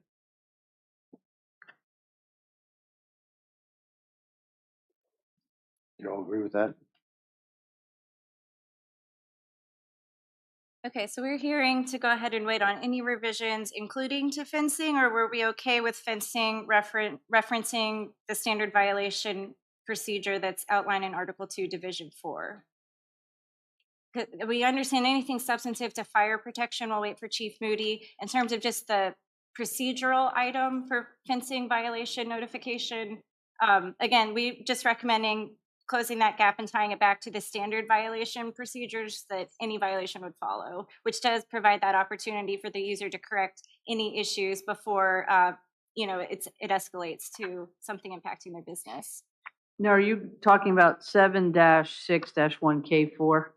Is that what you're talking about? Yes, ma'am. I have one, because I could understand from the developer point that taking the zoning permit without allowing them to fix it. Could we put in like within a certain time frame, like so many days, that it has to be repaired? In that Article 2, Division 4, when it talks about pursuing violations and those types of things, it says that the administrator has to provide a time frame to fix the issue. And Okay, so- because I want to make sure they would have the opportunity to repair it without being hit right away with revocation. Yes, so that is part of that typical process, and that's one reason why we're recommending tying to that Article 2, Division 4, so that you're universally treating all violations with the same procedure. I would agree with that, because serving on the state committee, that is one thing. Most of the developers say that they're all treated fairly, so I would agree with that. I would agree with Ms. Bender on this. Okay, so are we hearing consensus that we're okay on the fencing violation procedures, just closing that gap and making sure that we're being consistent there? And again, we'll hold off on the more substantive edits. Yes, ma'am. Thank you. Moving on, utility scale solar, and this hits at mainly that comment about the 500 acres. And again, our previous direction, we clarified the total lot coverage, some of those details. This is a related detail that we didn't get that direction specifically, but of course we can absolutely change that acreage cap of 500 acres, whether it's a project cap or some other definition that you would be comfortable with. Certainly you could just say all projects decided case by case at the special exception process. You could do a combination and still have maybe raise the cap so that there is a cap overall, but it would be a little more flexible and you could still determine total size during special exceptions. So there's different routes that you can take here. I don't want to raise the cap. I want to lower the cap. Okay. But I don't know how you all feel about that. I mean, it should be a cap that we had already talked about. I think the planning commission talked about it, and I think we've talked about it some, that we're interested in a cap. Mr. Chair, Go ahead. if it's going to be special exception, I think it just needs to be case by case. There should be no caps at all. It's going to be each project's going to be different, and I think it should be just up to the project and by special exception. There's no point in having it both. I would agree with Mr. Stonehill. Yeah, I agree. I think as long as we can make it a condition of the special exception on a case-by-case basis, that would have some more scrutiny on what each individual project was looking to do. I would not agree with that because then it's treating different people differently. But I mean, I even had the problem with the minimum lot acre of 2 acres. It should be 10 acres, but it's 2 acres is quite small to put utility scale solar on it.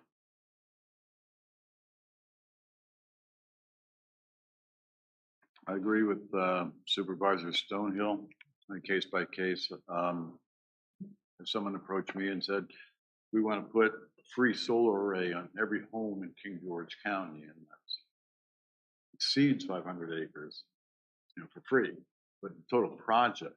And when we reviewed this on the Planning Commission, we were thinking of single site or contiguous sites of 500 acres, and then thought even that was arbitrary, and we thought it could be managed at the case by special exception if it was a bunch of disaggregated sites that were joined in a single project that were on different lots.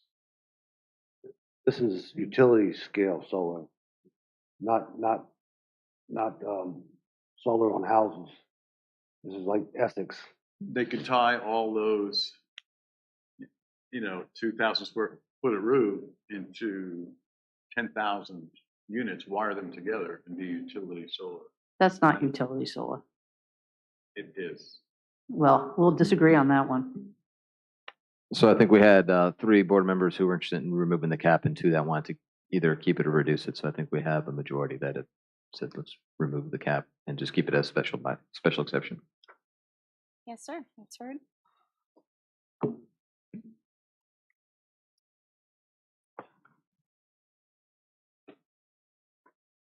All right, our next set of comments involve the industrial noise provisions that were added on in the spring.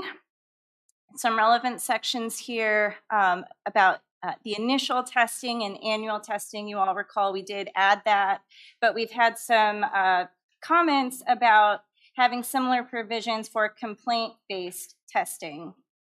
So we did hear that. And we think a path forward there would be to, if complaints are received by staff, we can include some enforcement provisions that stipulate that when they get that complaint, staff notifies that user that there is a complaint. They have a certain number of days that we can specify that they have to get a test done, a sound test done, return those results to staff, and if a violation is confirmed, then it must be corrected within 48 hours, similar to the other provisions. We do recommend that we put the onus of testing on the applicant. We do understand that they would be allowed a certain amount of time to get that testing done, but we could put a cap on how long that would be, a few weeks, or they need time to be able to get that test done, return those results, and then, when the violation's confirmed, fix it within 2 days. Otherwise, if we don't put that onus on them, then it would be staff that would need to go out and actually do the testing and calibrating and would be responsible for the testing. So we do recommend making sure that a licensed professional individual with audio testing submit that. They'd have, their seal to be able to verify the results, so that onus is not on your staff. So the ideal is not to have the wolf do the testing. So the ideal is to make sure that, I can go buy anybody to do a test for me and come back anything I want it to be. It could then maybe specify instead that the county go ahead and get that test done. They commission a test and the user reimburse. If you want a little more control over the process, making sure you're using a sanctioned, approved vendor, and then, so we can specify it to that extent, if that would be better. My other concern when you say fixed, so, there are noise problems with one data center in Prince William County that has not been fixed as of this date. So I guess some noise complaints might take a while to fix or might not be able to fix. So I guess, that is a concern for me in, like, how do we resolve the problem? If there's a complaint, how is it resolved? Right, so the there would need to be some time for that testing confirmation to come in, but then it would line up with the 48 hours for correction. So presumably, What if there is no correction? I believe the ordinance in the other sections that we would model this on, it would, in the use for that time, it would revoke the CO or something else about operate, but it would revoke its ability to operate after 48 hours if that violation continues. So if they were to continue operating, they would be illegally operating until they fixed the provision and got all of their approvals reinstated.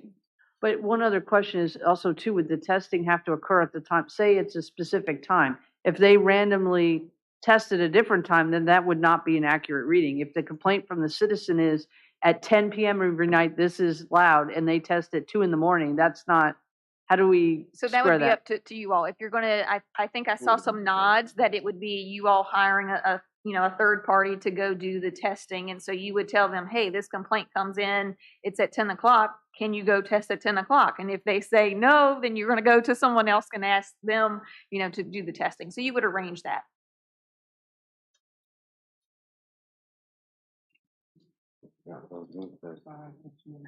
I had a thought just today when somebody was speaking that if we could, if they're gonna, they say that they're committed to maintaining this noise ordinance, and so they are gonna be out there testing. I think it would be in their best interest to possibly post the results of those tests publicly, and then we can pay a third party to just spot check them to make sure that what they are promoting as the sound is accurate and that we don't give them notice on those spot checks.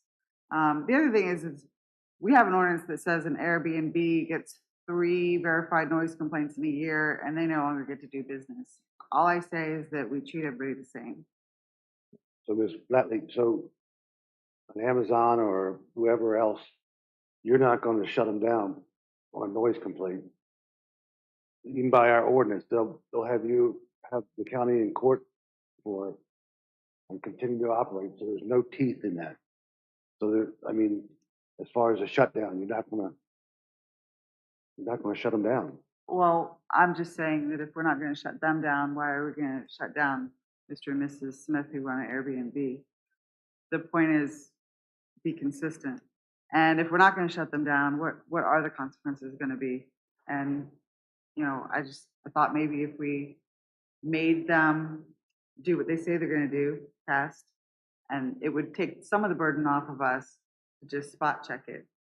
And if they're not being true to their word through our spot checks, what is then the accountability going to look like? Can we have a monetary, like if they were found in violation, they have to pay into a fund or something? Is that allowed? They got plenty of money. They don't care about that. They'll just continue to violate the ordinance.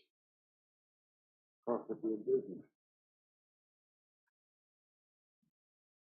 So I'm worried about the teeth, obviously, about if they don't comply, how are we going to control that?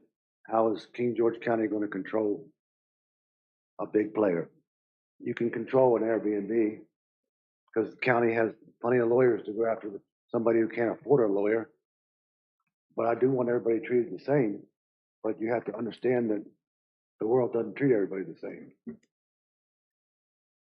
Mr. Chair, Go ahead. maybe we can ask our local attorney about teeth in an ordinance like this. So one observation I have is that it might be problematic to have a complaint. Of course, zoning complaints are generally complaint driven. You might not want to have mandatory testing based on one complaint or even 2 complaints. I don't know, just to give you all some thought about how you might want to structure that. You might want to empower your zoning administrator to at least make some kind of preliminary investigation to find it credible before you would either have the testing by someone selected by the company or by spot testing, as Ms. Flatley is suggesting. In terms of enforcement, yes, that could be problematic to enforce, but the more teeth we put in our ordinance, the more potential we have. Perhaps rather than correction within 40 hours, they have to submit a plan of correction that's acceptable to the zoning administrator, depending on the level of the repair. You know, that might be something that takes 6 months. Maybe it's something that can be corrected in 48 hours, but maybe there's a, you know, a reasonable explanation as to why something is going to take longer to repair, as long as they're showing good faith efforts. Typically, we don't immediately, you know, take people to court on zoning violations if they're making good faith efforts to come into compliance within a reasonable period of time.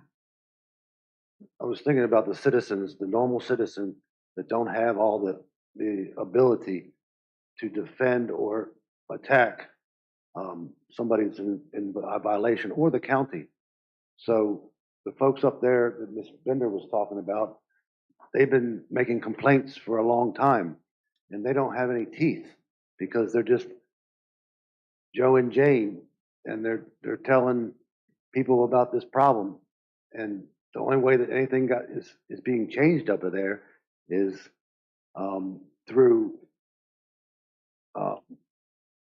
their complaints to press. Now, you understand what I'm saying? So the simple guy doesn't have the ability to make a difference in that, but they should be able to say, hey, here's a problem, and you people, Board of Supervisors, Planning Commission, need to fix it, and county employees, and there should be some teeth in it to where you can actually do something instead of just, you know, giving nonsensical fines.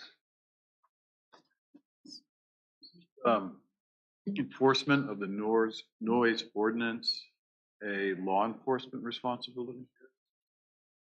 So it is, but do you want your law enforcement officer driving around data centers and doing noise enforcement? I think they're gonna get the calls. I think they're gonna get the complaints. So once it goes into our zoning ordinance, it would fall under our community development to enforce it as opposed to law enforcement. We have a general noise ordinance currently, which is enforced by the sheriff's office.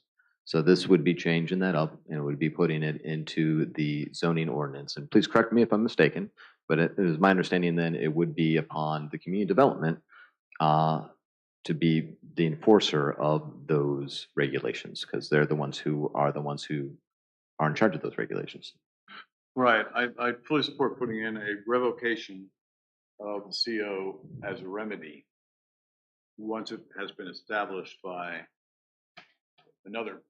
by law enforcement as out of violation. I further support including requiring a corrective action plan after a complaint, after a validated complaint by CD,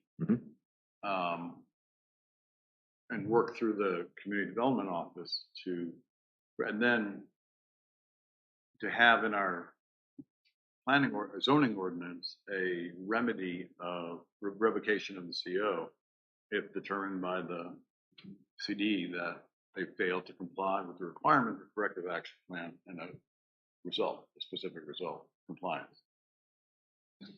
Well, I think the question is, how do we get to validated? And my point was, the sheriff's department is going to get the calls at 2 a.m, not Mr. Mancotti, unless he wants to publish his numbers somewhere. So that would be the preponderance of complaints to the sheriff's department that would validate it and kick it up to the development office to trigger the independent review, to trigger the independent study of the complaint.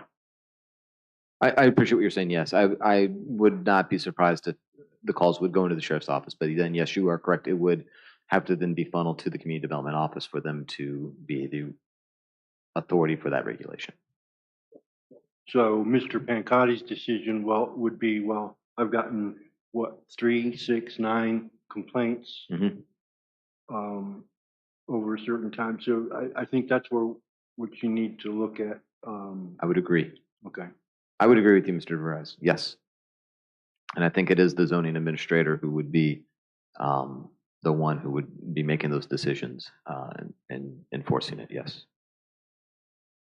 But I'll leave it to my colleagues as well to weigh in. I would want to just make sure it's more than one call, because one call wouldn't be fair. you know what I mean, to trigger it, there would have to be a preponderance, like if they've gotten 4 or 5 calls at a certain time. Because just for one call could be just somebody that doesn't like it being there.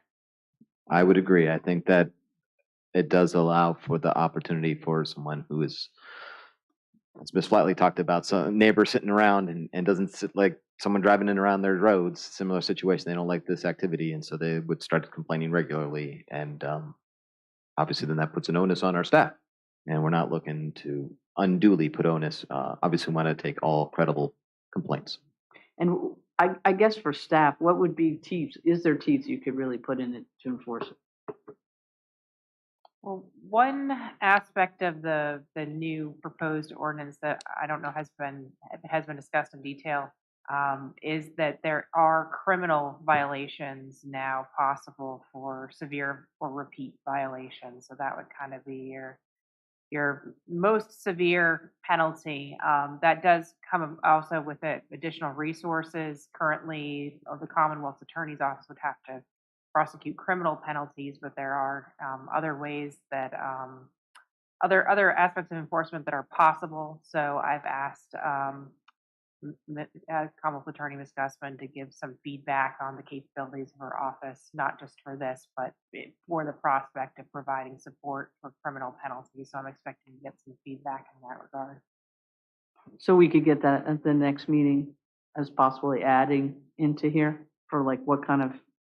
So there is currently a criminal enforcement mechanism, but I did want to get the board to be, fully advised of what the capabilities of the Commonwealth Attorney's Office. Does that mean they're going to be asking for another position?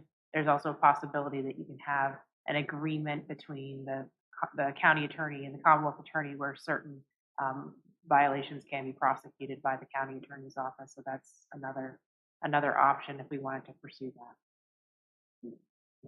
Is that corporate criminal charges, or is there any individual criminal charges? My understanding they'd be individual charges, but so they would be, corporate officers or, staff members who it would be getting those kinds of summonses, the responsible parties. So somebody running that big facility could be, even though they're working for a big corporation, they could be criminally charged. Do I understand that correctly? Right, potentially, depending on their culpability. So that would be a big proof for culpability all the way up, right? So that, that is the ultimate enforcement possibility. Whether or not those, types of convictions are likely, I can't really speculate. I don't know of other jurisdictions that are going to that extreme at this point in time, but it is certainly a possible recourse if there were circumstances that warranted it.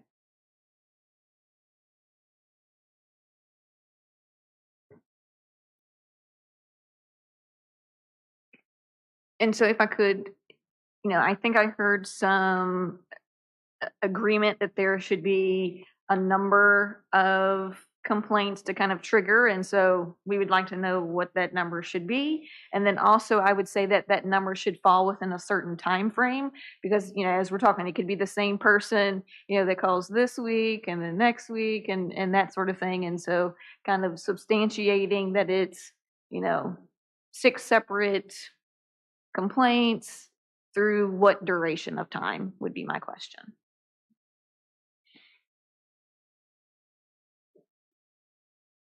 Anyone have a good suggestion? Maybe 5 or more. Over what period of time? And as separate, not the same individual calling. Mm-hmm. Over And- what period of time? Yeah, maybe a month. Month? How's everyone else Or feel about do it? you, what do you- I think that's too broad. I think a month is too long a week? to have it go. Yeah, within days. Like I'm talking days, not How about weeks. 3 days? Sounds good. 5 and 3 days. 5 Unique. So individuals. I want to be clear about something that when you say 5 and 3 days, that means after 3 days has passed and you've only received 4 complaints, you're not going to do anything. So, then a week goes by and they have like the same cycle of events and you get a couple of complaints, you might kind of miss the chance that, yes, there's something happening on a regular basis, but it's not happening, more than 5 days. Could at we a time. also empower our zoning administrator to make a determination if they're seeing a pattern that they can make a choice to be like, hey, it hasn't bubbled up to actually hit that number, but based off of the patterns I'm seeing, I am making the decision to move forward with a test. I think you could do that, but that puts a lot of pressure on the administrator to make those Okay. decisions and maybe opens up the county to suit to say, you're being arbitrary. Why are you picking on us? And, Okay. and you didn't do that before. So, and I think in the case, if you're thinking 30 days or 20 days or something like that, then that actually allows capture. It doesn't mean that I'm going to wait 30 days to take action. It means, okay, in this 30-day time span, I've received, the 5 complaints, 4 on day 1 and 1 more on day 30, I can take action. Or if all of them come in, in that 1 week or the 1 night, then you can take action because you've gotten the 5. Does that make sense? So the 5 could be the trigger, is either 3 days or 5. No. I think she's saying she thought having it at that periodicity of 3 days might be a problem. So just 5. So when we get 5 complaints. No, I think she was not necessarily saying that either. I thought there was still some time frame. Right. I think But there a needs to larger be both, was the but maybe a recommendation. little larger time frame to allow. Capturing. Yeah. Okay. I'd support 3 unique individual complaints over a 30-day period. And give, again, the zoning administrator the latitude to independently investigate. Based off some of the feedback, I'm not, I'd be more concerned about giving latitude to the zoning administrator just because that does, based from a legal perspective on making that decision and then opening us to litigation possibly if it appears that we are attacking someone in particular. So that was kind of the pushback on giving the zoning administrator that. Well, I'm just considering how we handle other zoning violations. If someone has an overflowing sewer, if someone has some noxious emission, burning on no burning days, or something, some other violation that violates the zoning ordinance, how would we respond to that? Okay. And this is industrial noise. That's different than the noise. There's other. Yes, but we're talking about noise specifically. No, this is zoning. No.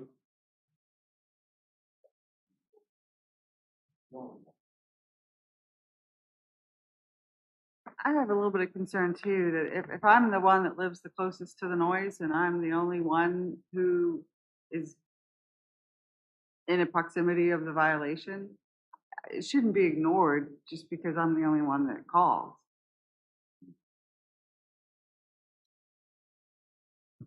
Mr. Chair, Good. so I still think 30 days is too long. I understand where you're coming from to try to see a cycle or a pattern, but one of your recommendations was when results are provided to the county and confirm a violation, it must be corrected within 48 hours or other agreed time frame. I can't see if there is possibly a violation, letting it go on for a period of 30 days before it gets corrected. So what I'm hearing is that 30 days is out. It's more like 3 days. 3 and 3, what it sounds like. And my concern is that, once again, how is it corrected? Because what if there is not an easy fix? Maybe it's a flaw in the technology they're trying to figure out how to fix. So the fix part is still a concern for me. Ms. Bender, so that some of the things that we're probably referring to, they're already agreeing to do these things. So there shouldn't be a problem, right? And I agree with you, Mr. Collins, because one of the things that we can do is yank the certificate of occupancy. And it's not our problem. It's not our problem to worry about how they fix it. That's their problem, like he said, because they already agreed to certain standards when they came in and they had to submit to initial testing to get their certificate of occupancy in the first place.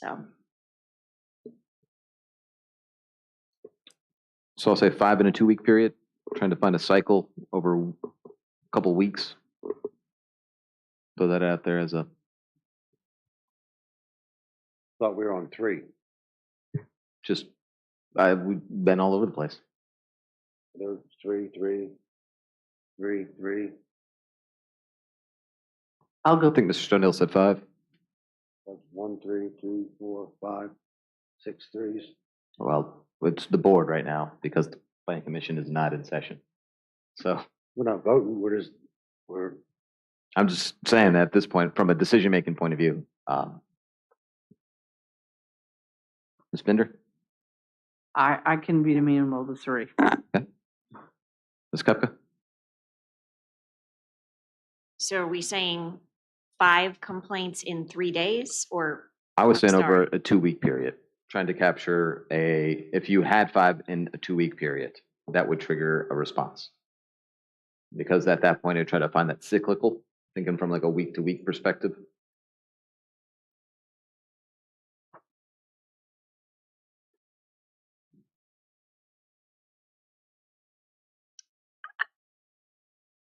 It's better than a month. Mhm. Um,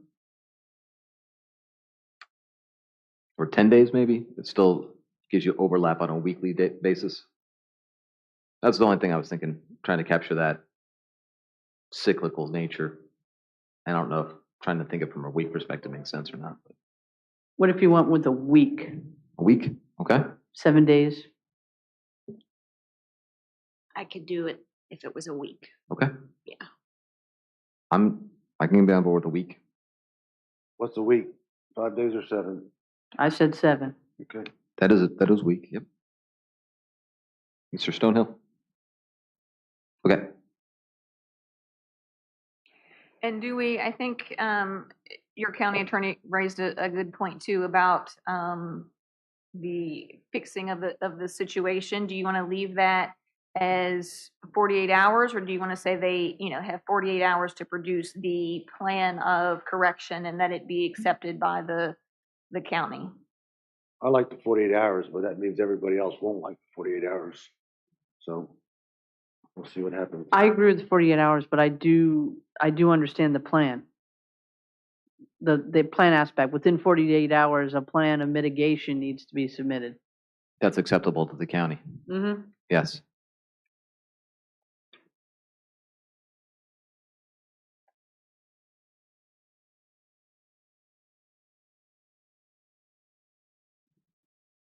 Okay.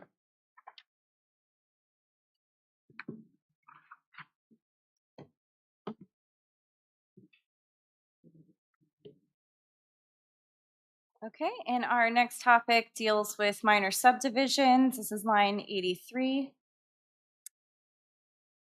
And specifically, so we're looking at provisions for minor subdivisions and a 40-acre lot, if that counts towards it. In section 10.2.2, our language is minor subdivisions are subdivisions of any parent tract into 3 to 5 lots and have reduced impact on environment, highways, etc. For major subdivisions, we define that as 6 or more lots, and we do have the additional provision that says parcels in excess of 50 acres or more will not count towards that major subdivision. So if you have certain lot triggers, that large remnant lot wouldn't count towards it. But it does still need to meet all the standard platting requirements.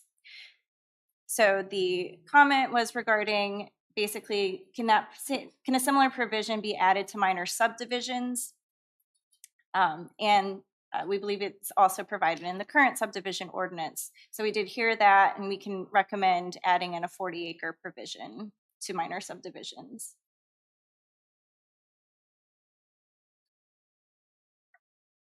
I will add here, this one I was having trouble recalling way back when we were drafting, and I don't know if Lewis or other staff have input on that and recalls that original discussion and maybe recalls a reason why we had left it out, or if it was just a inadvertent leave out. So our current ordinance it's just the definition of subdivision, not major or minor, that says essentially this exact language, that parcels in excess of 40 acres or more do not count towards a major subdivision. So the way that has been interpreted, if you do a minor subdivision of 5 lots or less that are less than 40 acres, you can have parcels of 40 acres and still just have to meet minor subdivision requirements, not major subdivision requirements, even though you have more than 5 lots. So I'm not sure if, to me, that is still what this draft ordinance says, where it says parcels in excess of 40 acres or more will not count towards a major subdivision. So I don't know if it needs to be reset. Okay. And that was my question of whether you still, if you still wanted to make sure subdivisions are triggered under the minor subdivision requirements, even if there are parcels of 40 acres. And it sounds like that's how you currently operate. And so maybe we leave it as drafted, but open to. I would say leave it as drafted. Mr. Chair. I just want to make sure, I don't see it in here, but we've also had issues where things were dubbed a major subdivision if the piece of land had already been subdivided before. And, I know on occasions that, you've got a tract of 50 acres and 30 years ago, it was divided 30 years ago. Well, now someone is looking to buy, 1 acre of that property, but since it was divided before, it's now dubbed a major subdivision just for like 1 or 2 houses. Yes, that parent tract language is in this ordinance, in the draft ordinance as well.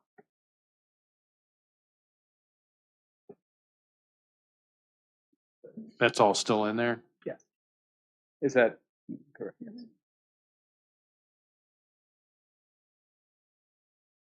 I have one more question because I'm not sure if it belongs here or in our next one, and it might not be possible to fix this. And Mr. Pencotti can remember 4 or 5 years ago, Mr. Davis, and concern with if people that have lots that were subdivided before 1987 and how that, do you know what you remember that, correct? Yes, he was, if I remember correctly, commercially zoned. Part of it was, and he wanted to give a lot to someone who took care of his wife. And so is this addressed at all, or legally can it be addressed where you have a large bunch of acreage that was reduced before the zoning ordinances, and now, they have a parcel they want to give to someone or sell to someone, but it violates some of the ordinances that were put in 1987. So I'm asking for people that have been here a long time.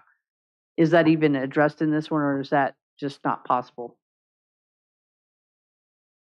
And that might be something that has to be looked at next time. But I just want to bring that up because there are some landowners in this county that have had their parcels for a long time, and it was subdivided differently because it was before 1987. So is that like a loud non-conforming idea?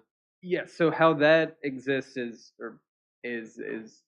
like what Chairman Granger said, is that would be legal non-conforming and that it's allowed to exist and continue. But what you're saying would be a subdivision would be a new subdivision that would have to meet current ordinance requirements. So somebody in that condition, and if I remember right, Mr. Davis doesn't even own the property anymore, but that would not be allowed because that's just an unfortunate. If it didn't meet the requirements of the current ordinance at the time that he was trying to subdivide, then that wouldn't be allowed. So yes, my understanding would be the property could be continue to be used legally, even if it's not conforming. But if then you were to start making changes to the property, if you were to make it more non-conforming, that's where it'd be No, I problematic, got that. as I opposed to just, less non-conforming. from a property owner standpoint, I'm just sticking up for the person who might have owned a property for a very long time, subdivided under old standards that are before 1987, and now kind of are stuck. There might not be anything legally you could do about it because that's just the way the rules are now. But I just wanted to bring that up as a point of reference. That would be something we'd have to think through. I'm not sure of how to do that. I don't even know without- if it's possible. I know I've brought it up before. I just wanted to make sure that the question was asked and that maybe from the next meeting, it could be, if it's a no, it's a no. It might not be possible, but I just felt should bring it up. To me, I think that would mean removing the parent tract. That's where that date of October 1, 1987 comes into play. And the parent tracts and establishment of that and how many parcels can be divided is something that localities do to help kind of conserve rural space and make sure that it doesn't get divided and divided and divided.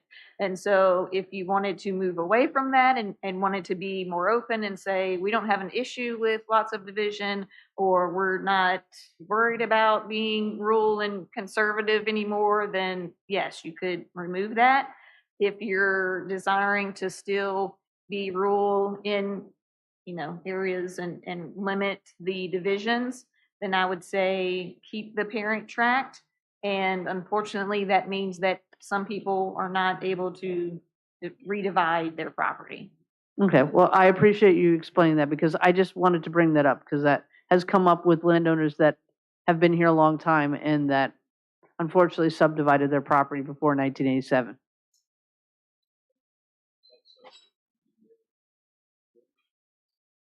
If I remember the case right, he went through everything and it was not is.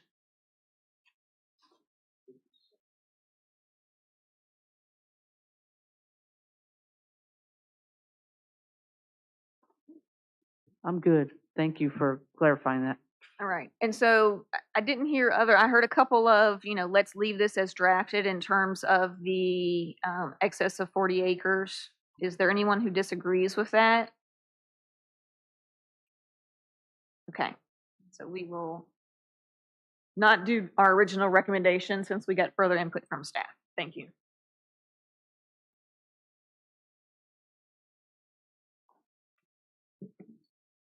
Right, our next topic is related to lot remnants in subdivisions.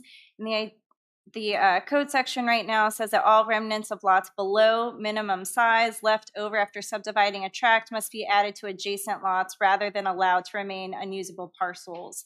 This can be relevant to things like a major subdivision that's doing common space, BMP parcels, things like that. As it's written now, those lots would still have to meet the basic standards. So the comment was this appears to preclude the creation of parcels for common space below standard size. And then also remnants smaller than minimum lot size should be allowed to exist as their own non-conforming parcel. We don't recommend allowing blanket approval of non-conforming lots. There could be, though, provisions specifically for if it's a major subdivision and lots are created specifically for appurtenances to the subdivision, so open space, BMP lots, recreational amenities. If those items need to be on their own lot and they just can't meet that minimum lot size, we could make that specificity so that they do have some flexibility, but that it's not a blanket approval of non-conforming. Yeah, I would agree. I don't want to provide blanket non-conforming lot creation.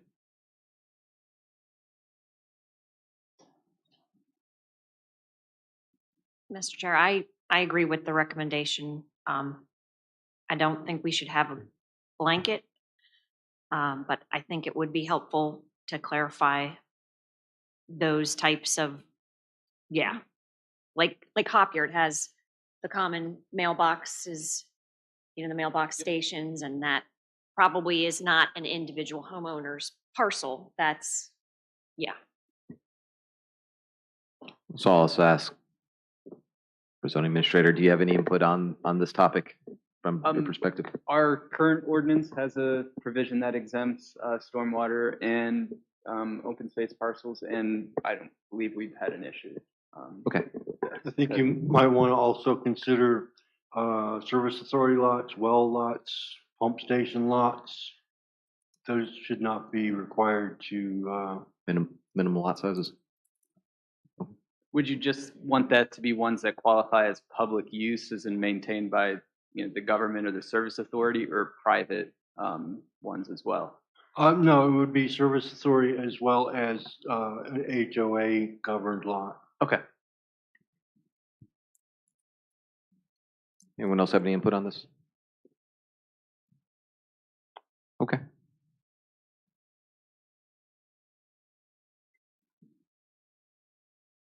And so we were hearing consensus to allow for exemptions for BMPs and open space. Is that okay?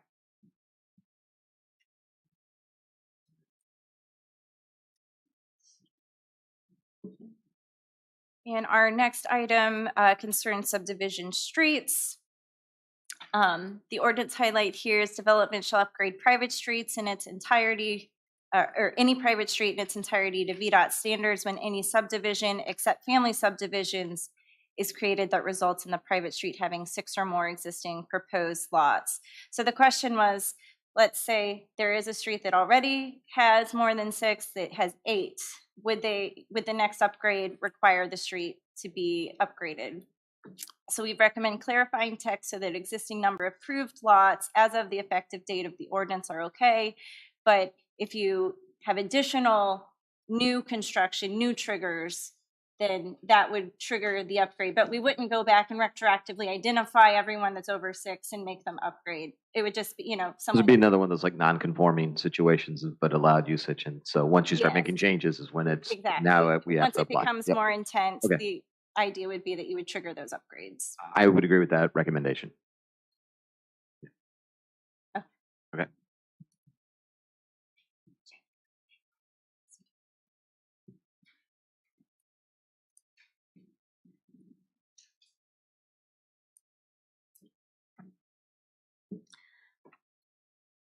All right, I believe with this one, that last comment concluded our public comments that we brought for discussion.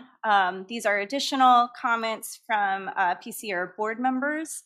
This one concerning our 3 standards for townhouse density. The comment was that townhome density should be lowered from 8 to 5 per acre. We did mirror what is in the current ordinance now of 8 units per acre in terms of townhomes, but we are certainly able to amend that if you all feel strongly. So why? At this time, though, we don't recommend that you do that, just because it is what you're already doing. But again, if the feeling that 8 is too high, we can change it. 8 is too high, and the density of 8 is too much with the parking of 1 acre included. So I would like it to be less than 5, but 5 was the number that Planning Commission talked about it for a long time.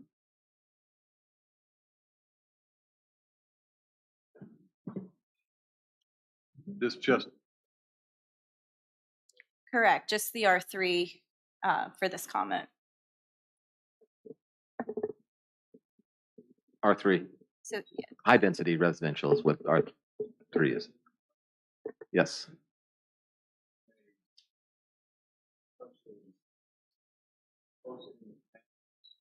they are relieving parking requirements for residences. So it may be true you can't fit parking and, but if you're next door to a public parking lot or other resource, but the trend nationally is to do high density and high density development. But that's if you're in a more suburban located or a more city environment. We're not. How much R3 do we have? My impression is not a lot. Yeah, I can look it up, but it's not a lot.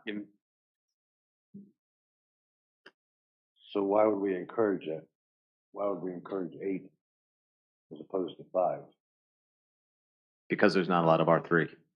Affordability. Basically, so right now it would require rezoning, and the board at that time would have to take a look at it and make a decision. Do you want high density residential? I tend to agree with Mr. DeCorda. We have a high density residential district. Either get rid of it completely and say there's no such thing as high density residential, or have it be that what it is. And I understand probably, and I'm not personally really in favor of a lot of high density residential either. It's probably not something that's going to really see a whole lot of usage, if any, in the near or even distant future, I would guess. But you never know. So let's get rid of it. Is an option, but then that means it's gone and it can't be used at all. So I'm not super familiar with this, but are there a certain number of parking lot spaces required for each unit? In which case, if it doesn't fit on an acre, then they're not going to put them on an acre. An acre of property think about what an acre is, then think about 8 townhouses. Mm-hmm. I don't know. They're going to be skinny and tall, that's for sure. You get 8. That is townhouse. That's not. I don't think that's the environment that we're trying to create in King George. That's what I've heard on all the comments from the public. Okay, so it sounds like it's not necessarily the number on the space. That's just a math problem. It's just more of like High density we residential. don't want that high density situation. But we want to control where high density is. If you're going to, yes. If we're going to do affordable housing, we're going to do high density and high density. That's where I was coming from. And you do know that there is legislation in looking at the state level about affordable housing, and having localities have to address it. I know that's a state mandate, but that is something that has been bandied around. So that's the government telling localities what they can do and not do again. I know, I'm just making everybody aware of that is a discussion that will come up. Unfortunately, it's literally Virginia to a T. All right, since we're a It's a donable state. state.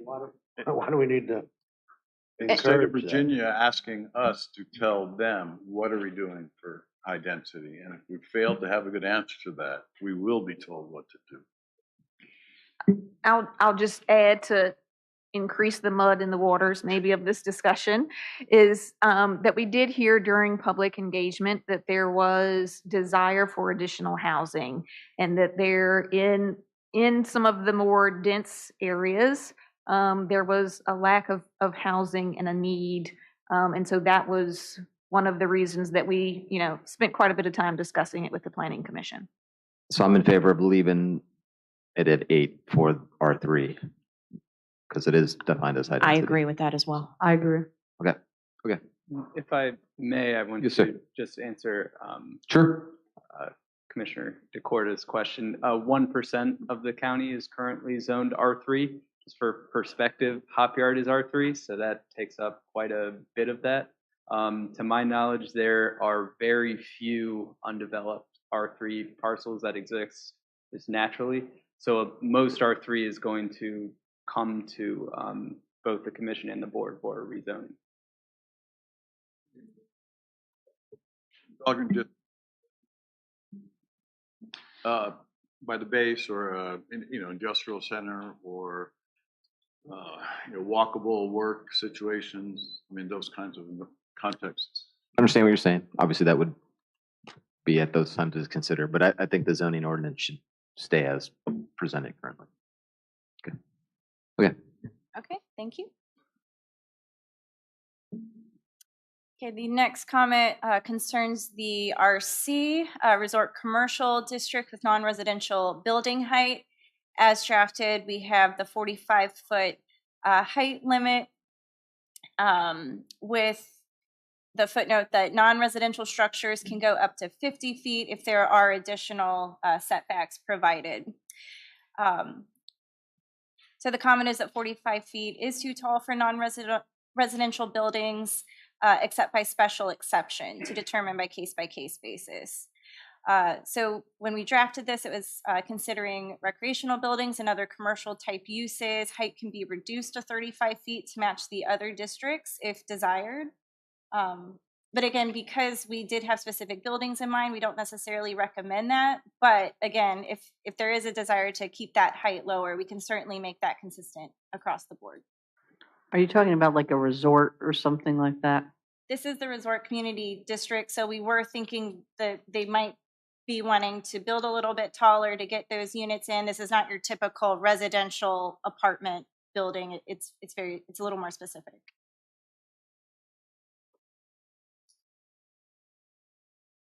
So with height, it's always the same arguments about we can't only reach no more than 2 stories right now, fire and rescue. So 45 feet is 4.5 stories.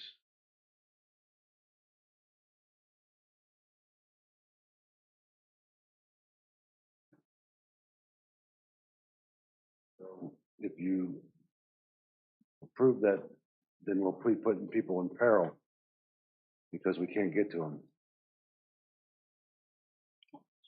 No matter, I mean, if you're calling somebody from Stafford to come to King George to get the 3rd story,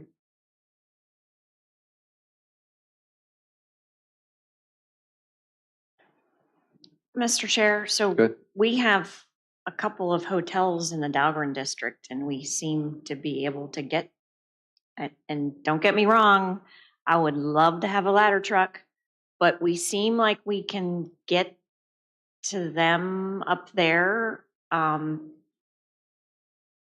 So, and given that this would be for a resort community district, I get why it would be a little bit different height standard. so Ms. Kupka, Chief Moody came and told us he cannot get to the past the 2nd floor of any of those hotels down there. So that's Not without mutual aid, well, having someone else's ladder if I'm on truck the come. 3rd floor of the Holiday Inn, I don't want to wait till Stafford truck comes and I burn up. So why don't we just not do it? Well, that's an issue that should have been addressed when those hotels were approved. But they were. But we're here now.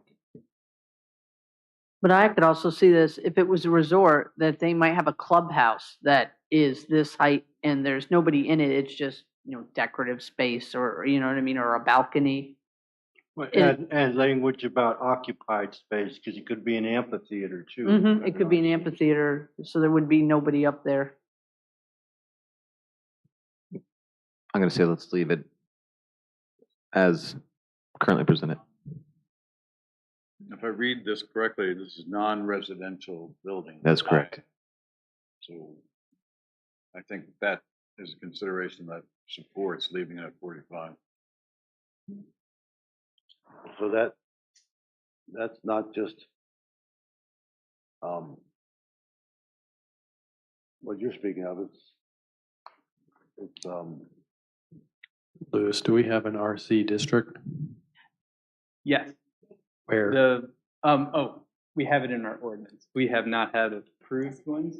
Mr. DeVries may remember there was one public hearing for a project called Hope Retreat, but that did not, they withdrew after the Planning Commission public hearing.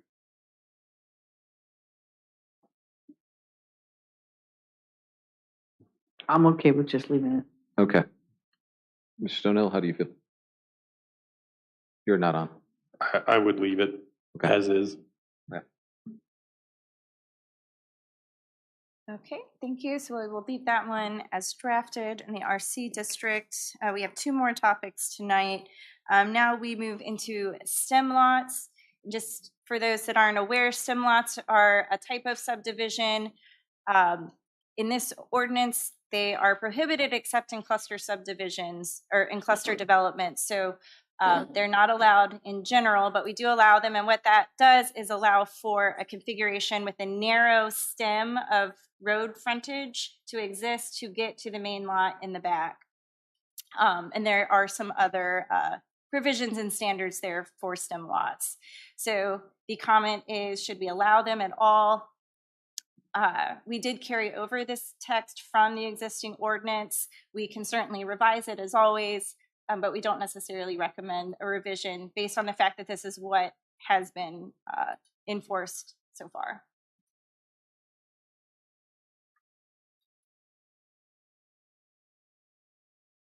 I guess one question I have is, what if somebody has a lot that's trapped? So does this alleviate, having access out of the lot? This would be subdividing it, making the decision Yeah, on how to subdivide it at the time of. This is a way to not create those landlocked lots. King George specifically only allows them in clusters, but yes, instead of making a landlocked lot, the idea would be you would have this pipe stem, that's where you put your driveway. It ensures that you not only just have an easement, you actually own that section of property. I guess I'm confused by this. It connects the lot physically to the road through that stem. That would be the yellow portions, that L shape. Okay, but what about the white? So do they use the same The lot road? in front of it, it would be a separate lot that has its own road frontage, so it's not landlocked. So it's like one house behind another house, and then there's a long road back to the house at the back on their own property. That little yellow stem allows them to get back to their house. Yes, if someone That's their wanted road. to subdivide their lot, give the rear lot to someone instead of just Okay, so this subdividing is that lot for- so that it's not connected to the road. This mandates that that pipe stem exists. And again, since for King George only relates to clusters, it would be because clusters are typically smaller lots. They may need more creative lot configurations to meet cluster intent. And so it would be very specific circumstances. And then this allows for sort of problem solving lot configurations without sacrificing road frontage. And then that would mean that their driveway can go on their own actual piece of their lot rather than having to get the easement from the lot that owns in front of them. So it's a little more cut and dry in terms of ownership and access. So this would be so I'm just going to give an example. So this would be if a developer came with 50 acres, he parceled it all up, and there was one or two lots that became sort of landlocked. This would be an option to get out of that, or to have a solution In a cluster. in a presumably. cluster. Sold for a cluster. Uh-huh, yep. And just to clarify, how big is a cluster again? How many? I would have to double check, but generally they would be smaller than the typical residential lot sizes. In the A2, which is the most typical that we see clusters in, it would reduce the minimum lot size from 2 acres to 40,000 square feet. It's just under an acre, right? Yep. A lot of them we see are on well and septic. They can be smaller on community or on public. Not water. in the agricultural districts, I don't believe so. Does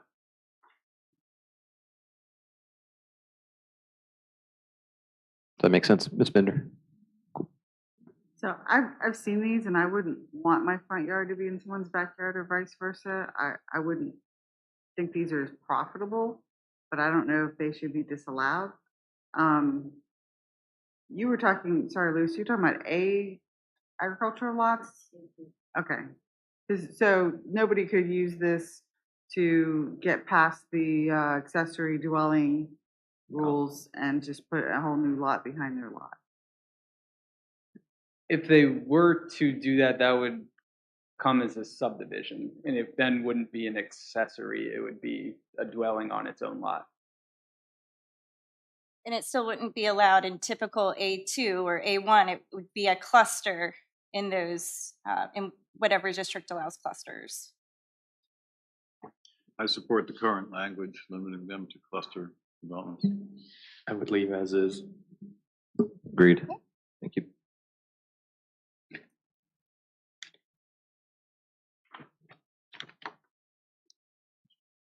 All right, and this is our final topic for tonight concerning bond release. As currently proposed, we have it as outlined in the Code of Virginia. A subdivider may apply for periodic partial, final, or for periodic partial and the final complete release of the bond required under this article. The comment was to add approval by the Board of Supervisors as a condition of releasing the bond. We continue to recommend that the agent's decision to release is specifically or especially provided here. We are recommending to keep that provision, but we can amend as needed. I'm going to ask Ms. Lackey, from a legal perspective, does this open us up? What kind of concerns might there be from a legal perspective? I was just about to interject that by state law, we have to release within 30 days. So the If supervisors conditions are met. would have to act, well, yes, within 30 days, you can object, Okay. which typically is done by Mr. Pancotti's office. You know, they will inspect and confirm if things have been done properly, and if not, then they object to their release. But so it's a 30-day window, which is pretty tight to require a Board of Supervisors approval. So, you know, by state law would take precedence over local ordinance. So if the board didn't act within 30 days, then it would be deemed an approval.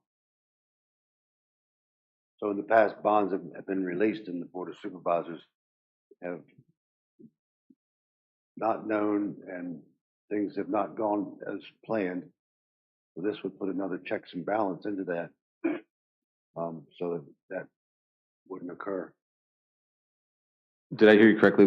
Did you say that if the board didn't vote on it, it would automatically trigger it as an approval? Or did I mishear you? Right. So the state code provides that you have to release within 30 days, or you have to state why the release is not required. Like if you say specifically what needs to be completed, you can't just say the approval has not been completed. As a suggestion, you could have a procedural notification to the supervisors when those types of releases are requested by staff. That might be an intermediate position if that's something you want to do. I was going to ask that if it could be that they have to notify us and we're allowed to respond in a certain amount of time. I like that idea to have a I do notification too. to the board. Yes. Do you also like the idea of the response time, which allows us to stay in the 30-day window, but that they have to tell us when we have a time to respond, if we choose to? So you're saying, They have to notify Yep. us, and then we have a certain amount of time to respond, as long as we stay within the 30-day window that is state mandated. Well, if don't respond, they're I automatically don't- released. Yeah, I don't know that we need a time frame because we're already dictated by the Okay. state time frame of 30 days. But they have to notify us with Yeah, this. I would like that notification, yeah. Burden fall on the agent, or does it fall on the bonded? And I guess the question would be too is can we require that when the county is served the notification that starts the 30-day window? Like when does the 30-day window start? I believe it's upon receipt, although under the law, receipt can be placed in a mailbox. So I can review that and let you know specifically how this one applies. I would agree though, I would like notification. Okay. So could we, she said that was the last one. Could we do 152 and 172, please?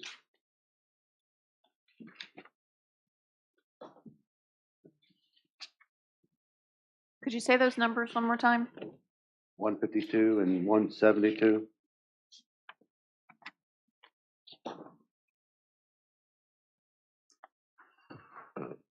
So I'll ask my colleagues, does everyone amenable to moving forward with looking at those right now?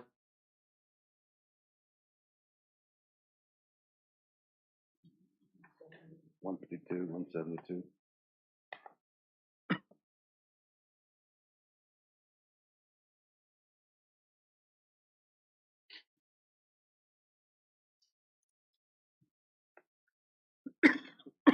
Okay, 152 concerns a minimum lot size of 10 acres for campgrounds. The suggestion is to increase it to 40 acres and permit it by special exception only and not permitted in A1 or A2 at all. 172 is Just let them talk. okay.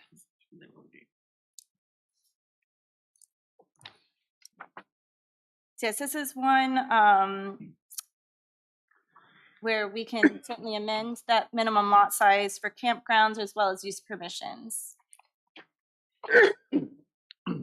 Those are 152, you said?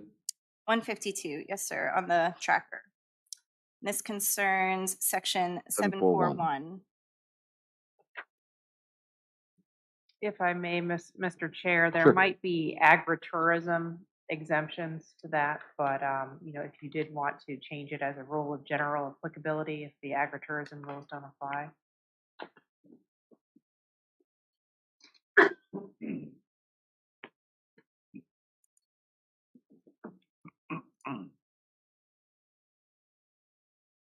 Anyone have any strong feelings? Mr. Fries, you do not? You're fine? Okay. Mr. DeCour? The agritourism, say an agritourism site be restricted to 40 acres if we moved it, or would they be restricted to this, whatever standard we apply? So Assistant County Attorney Washington, Jessica Washington, I have provided some edits to agritourism. I understand it was discussed at length, the Planning Commission, but there are some fairly stringent state rules that we felt possibly needed to be further addressed. So I think it's probably a discussion for another meeting, but I think we've kind of tried to do some sliding scales for size of events on certain types of property. But I don't think you could require 40 acres to have a campground if it met all the other agritourism requirements. Can we bring this up at the agritourism and in this line item? So this, I'm talking about campgrounds, not agritourism. I'm talking about campgrounds. Do you want campgrounds on 10 acres? A campground. Huh? I mean, if they met state standards for sanitation and water supply, I think 10 acres is not an unreasonable lot size.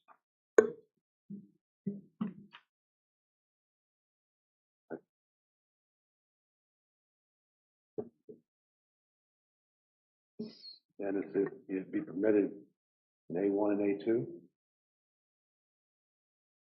So again, I haven't looked at this specifically, but is there any rules for how many campsites per acre? I mean, 10 acres might be too small if you're cramming people in, you know, so is it how saturated the space is, or is it the space itself? Is it buffers from other properties? Well, I think of campground like an RV park or a bunch of tents pitched. Do you want them in a 10-acre spot? Why wouldn't you want if you want a campground next to you, basically? You're in, you know, so in this one, A1 and A2. Mr. Chair, I agree with Ms. Bender if we need to bring this back for additional consideration, because I'm thinking, as our council has advised, that there are likely some agritourism impacts that we need to consider. I know you, Mr. Collins, have a definition of a campground. You think of it as tents and RVs, but there are some fancy campgrounds that are used for agritourism purposes that have yurts in them. Do you know what a yurt is? I do. So that's a completely different application than what you're looking at. And so I think we do need to flesh this out a little bit more at a future meeting. Yeah, I don't want a bunch of yurts either. Okay, so Ms. Bender, you're asking for more information, Ms. Kupka as well. So, okay, let's hold off. Just FYI, state statute is 20 campsites per acre. 20 campsites per acre. Okay, thank you for that.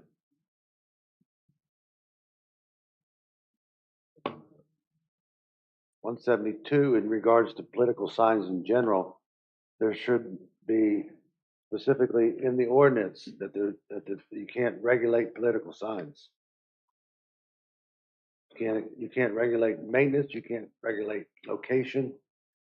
The only thing, well, you can regulate a bit of location. You can't block somebody's view from a highway.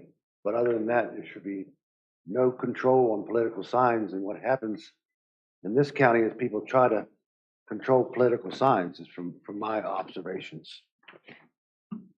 If Shouldn't be a if I time may, period. Mr. It could Chair. be, it should be, you can have a political sign on your property forever if you want it, if it's on your property. So there was a decision by the United States Supreme Court in 2015 that stated that you could not regulate political signs differently from other signs. There's been subsequent changes to state law.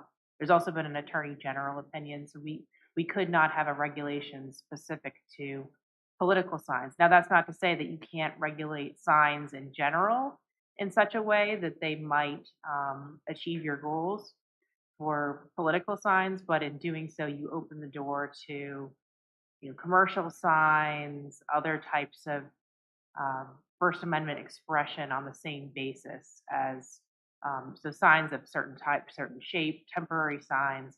All of those would have to be regulated on a content neutral basis. So I understand the Supreme Court's decisions, but I also understand that when I give you this example of political signs, I had the zoning department contact me to take down my signs because the time period has been gone by. There is no time period.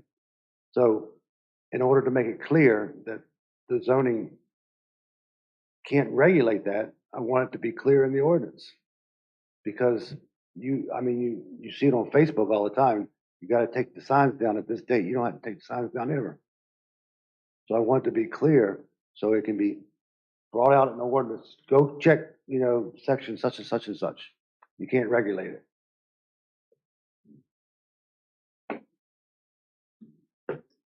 But if the state and courts have said that you cannot differentiate, they need to come down just like every other No, they don't. portable sign.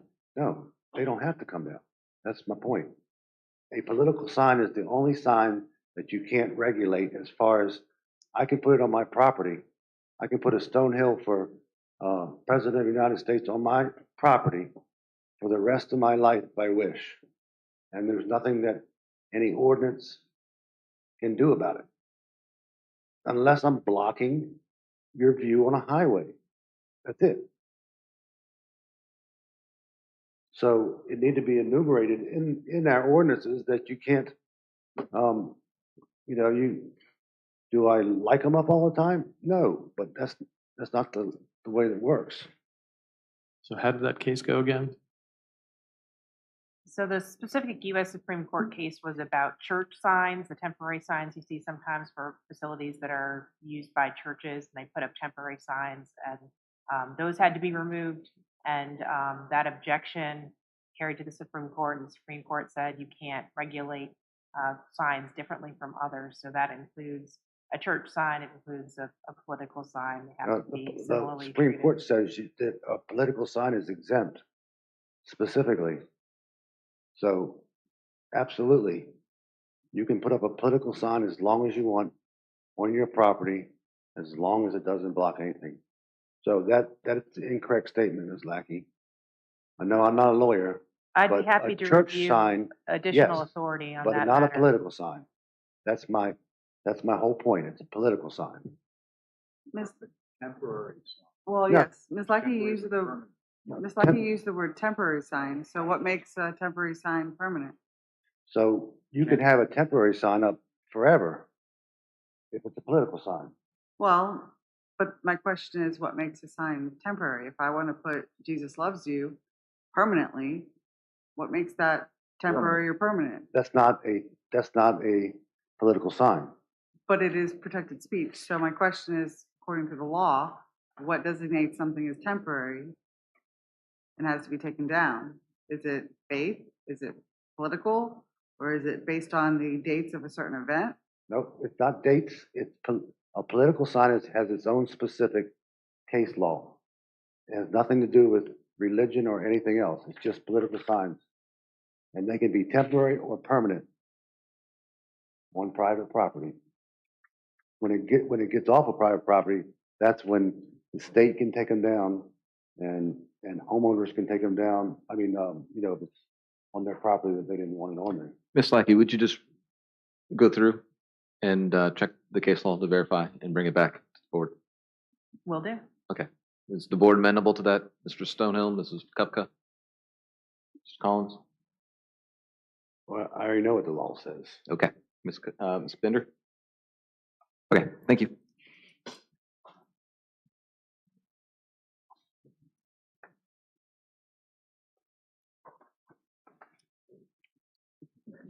Okay, so that was our final topic for tonight. I'll turn it over to Ms. Cobb to wrap it up, but I will just go through that our next work session would be next month, September 26th, to discuss all the remaining comments. Yeah, could you just clarify again the purpose of the gray? I had a board member ask me why only the gray tonight again, and why, and what the priority and all that is. So the gray items we were highlighting so that you could focus there, because that's what we were going to talk about first. We're going to go back through that comment tracker and highlight some new items to discuss at the next session. But I would still say review everything, because we can't possibly talk about all, how many items we got? 195 items. So we're not going to talk about each 195 items. And so there are ones that we have said, hey, we think we already know your feelings on this. We've had previous discussions, or hey, this looks like an obvious error or something like that. And so we've made those recommendations.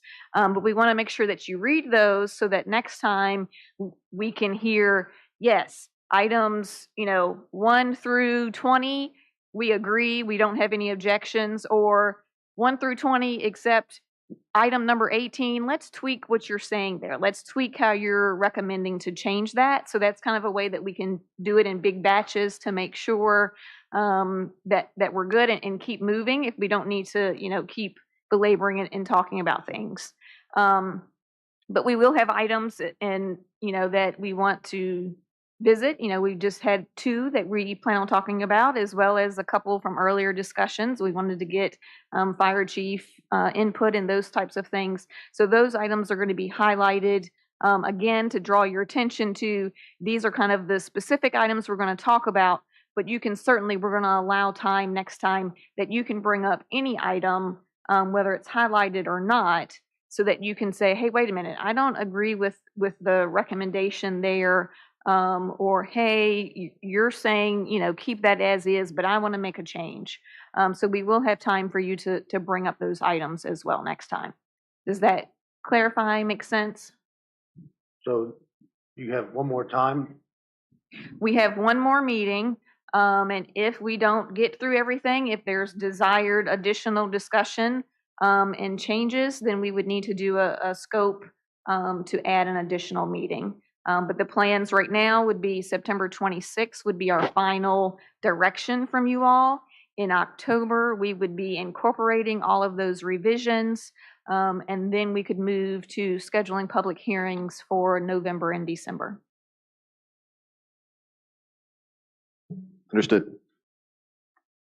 One thing I'll add quickly, I know we're getting late and you all have another closed session, but one thing I will say too is that the ordinance drafted, while we want to get it as close to perfect as possible, it's not going to be perfect.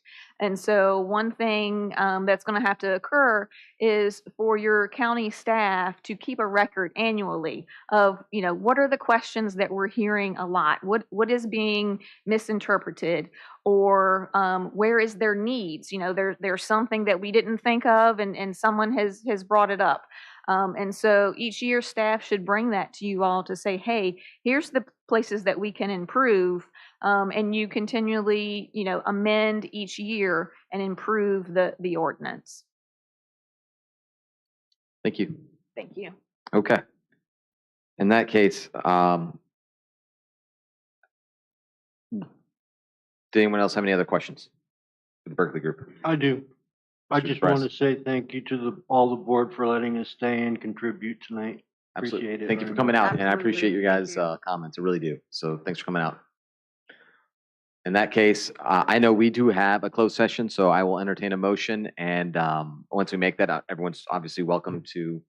You guys are welcome to stay, but I understand you probably will head out, and that's fine as well. I move that the King George County Board of Supervisors convene in closed session to discuss a proposed local incentive package for a major economic development project pursuant to Virginia Code Section 2.2-3711A6 for discussion and consideration of investment of public funds where competition or bargaining is involved. Where if made publicly, the financial interest of the county would be affected in specific legal matters requiring the provision of legal advice regarding the proposed incentives and mandatory and discretionary disclosures related to those incentives or projections pursuant to Virginia Code Section 2.2-3711A8. I invite the county administrator, county attorney, assistant county attorney, and director of economic development, and because they are deemed necessary and/or their presence will reasonably aid the board in its consideration of the topics to be discussed pursuant to Virginia Code Section 2.2-3712F. Second. We have a motion properly seconded. Do we have any discussion? All in favor, say aye. Aye. Aye. Any opposed? Chair votes aye. Motion carries. We are in closed session. Thank you. Yeah,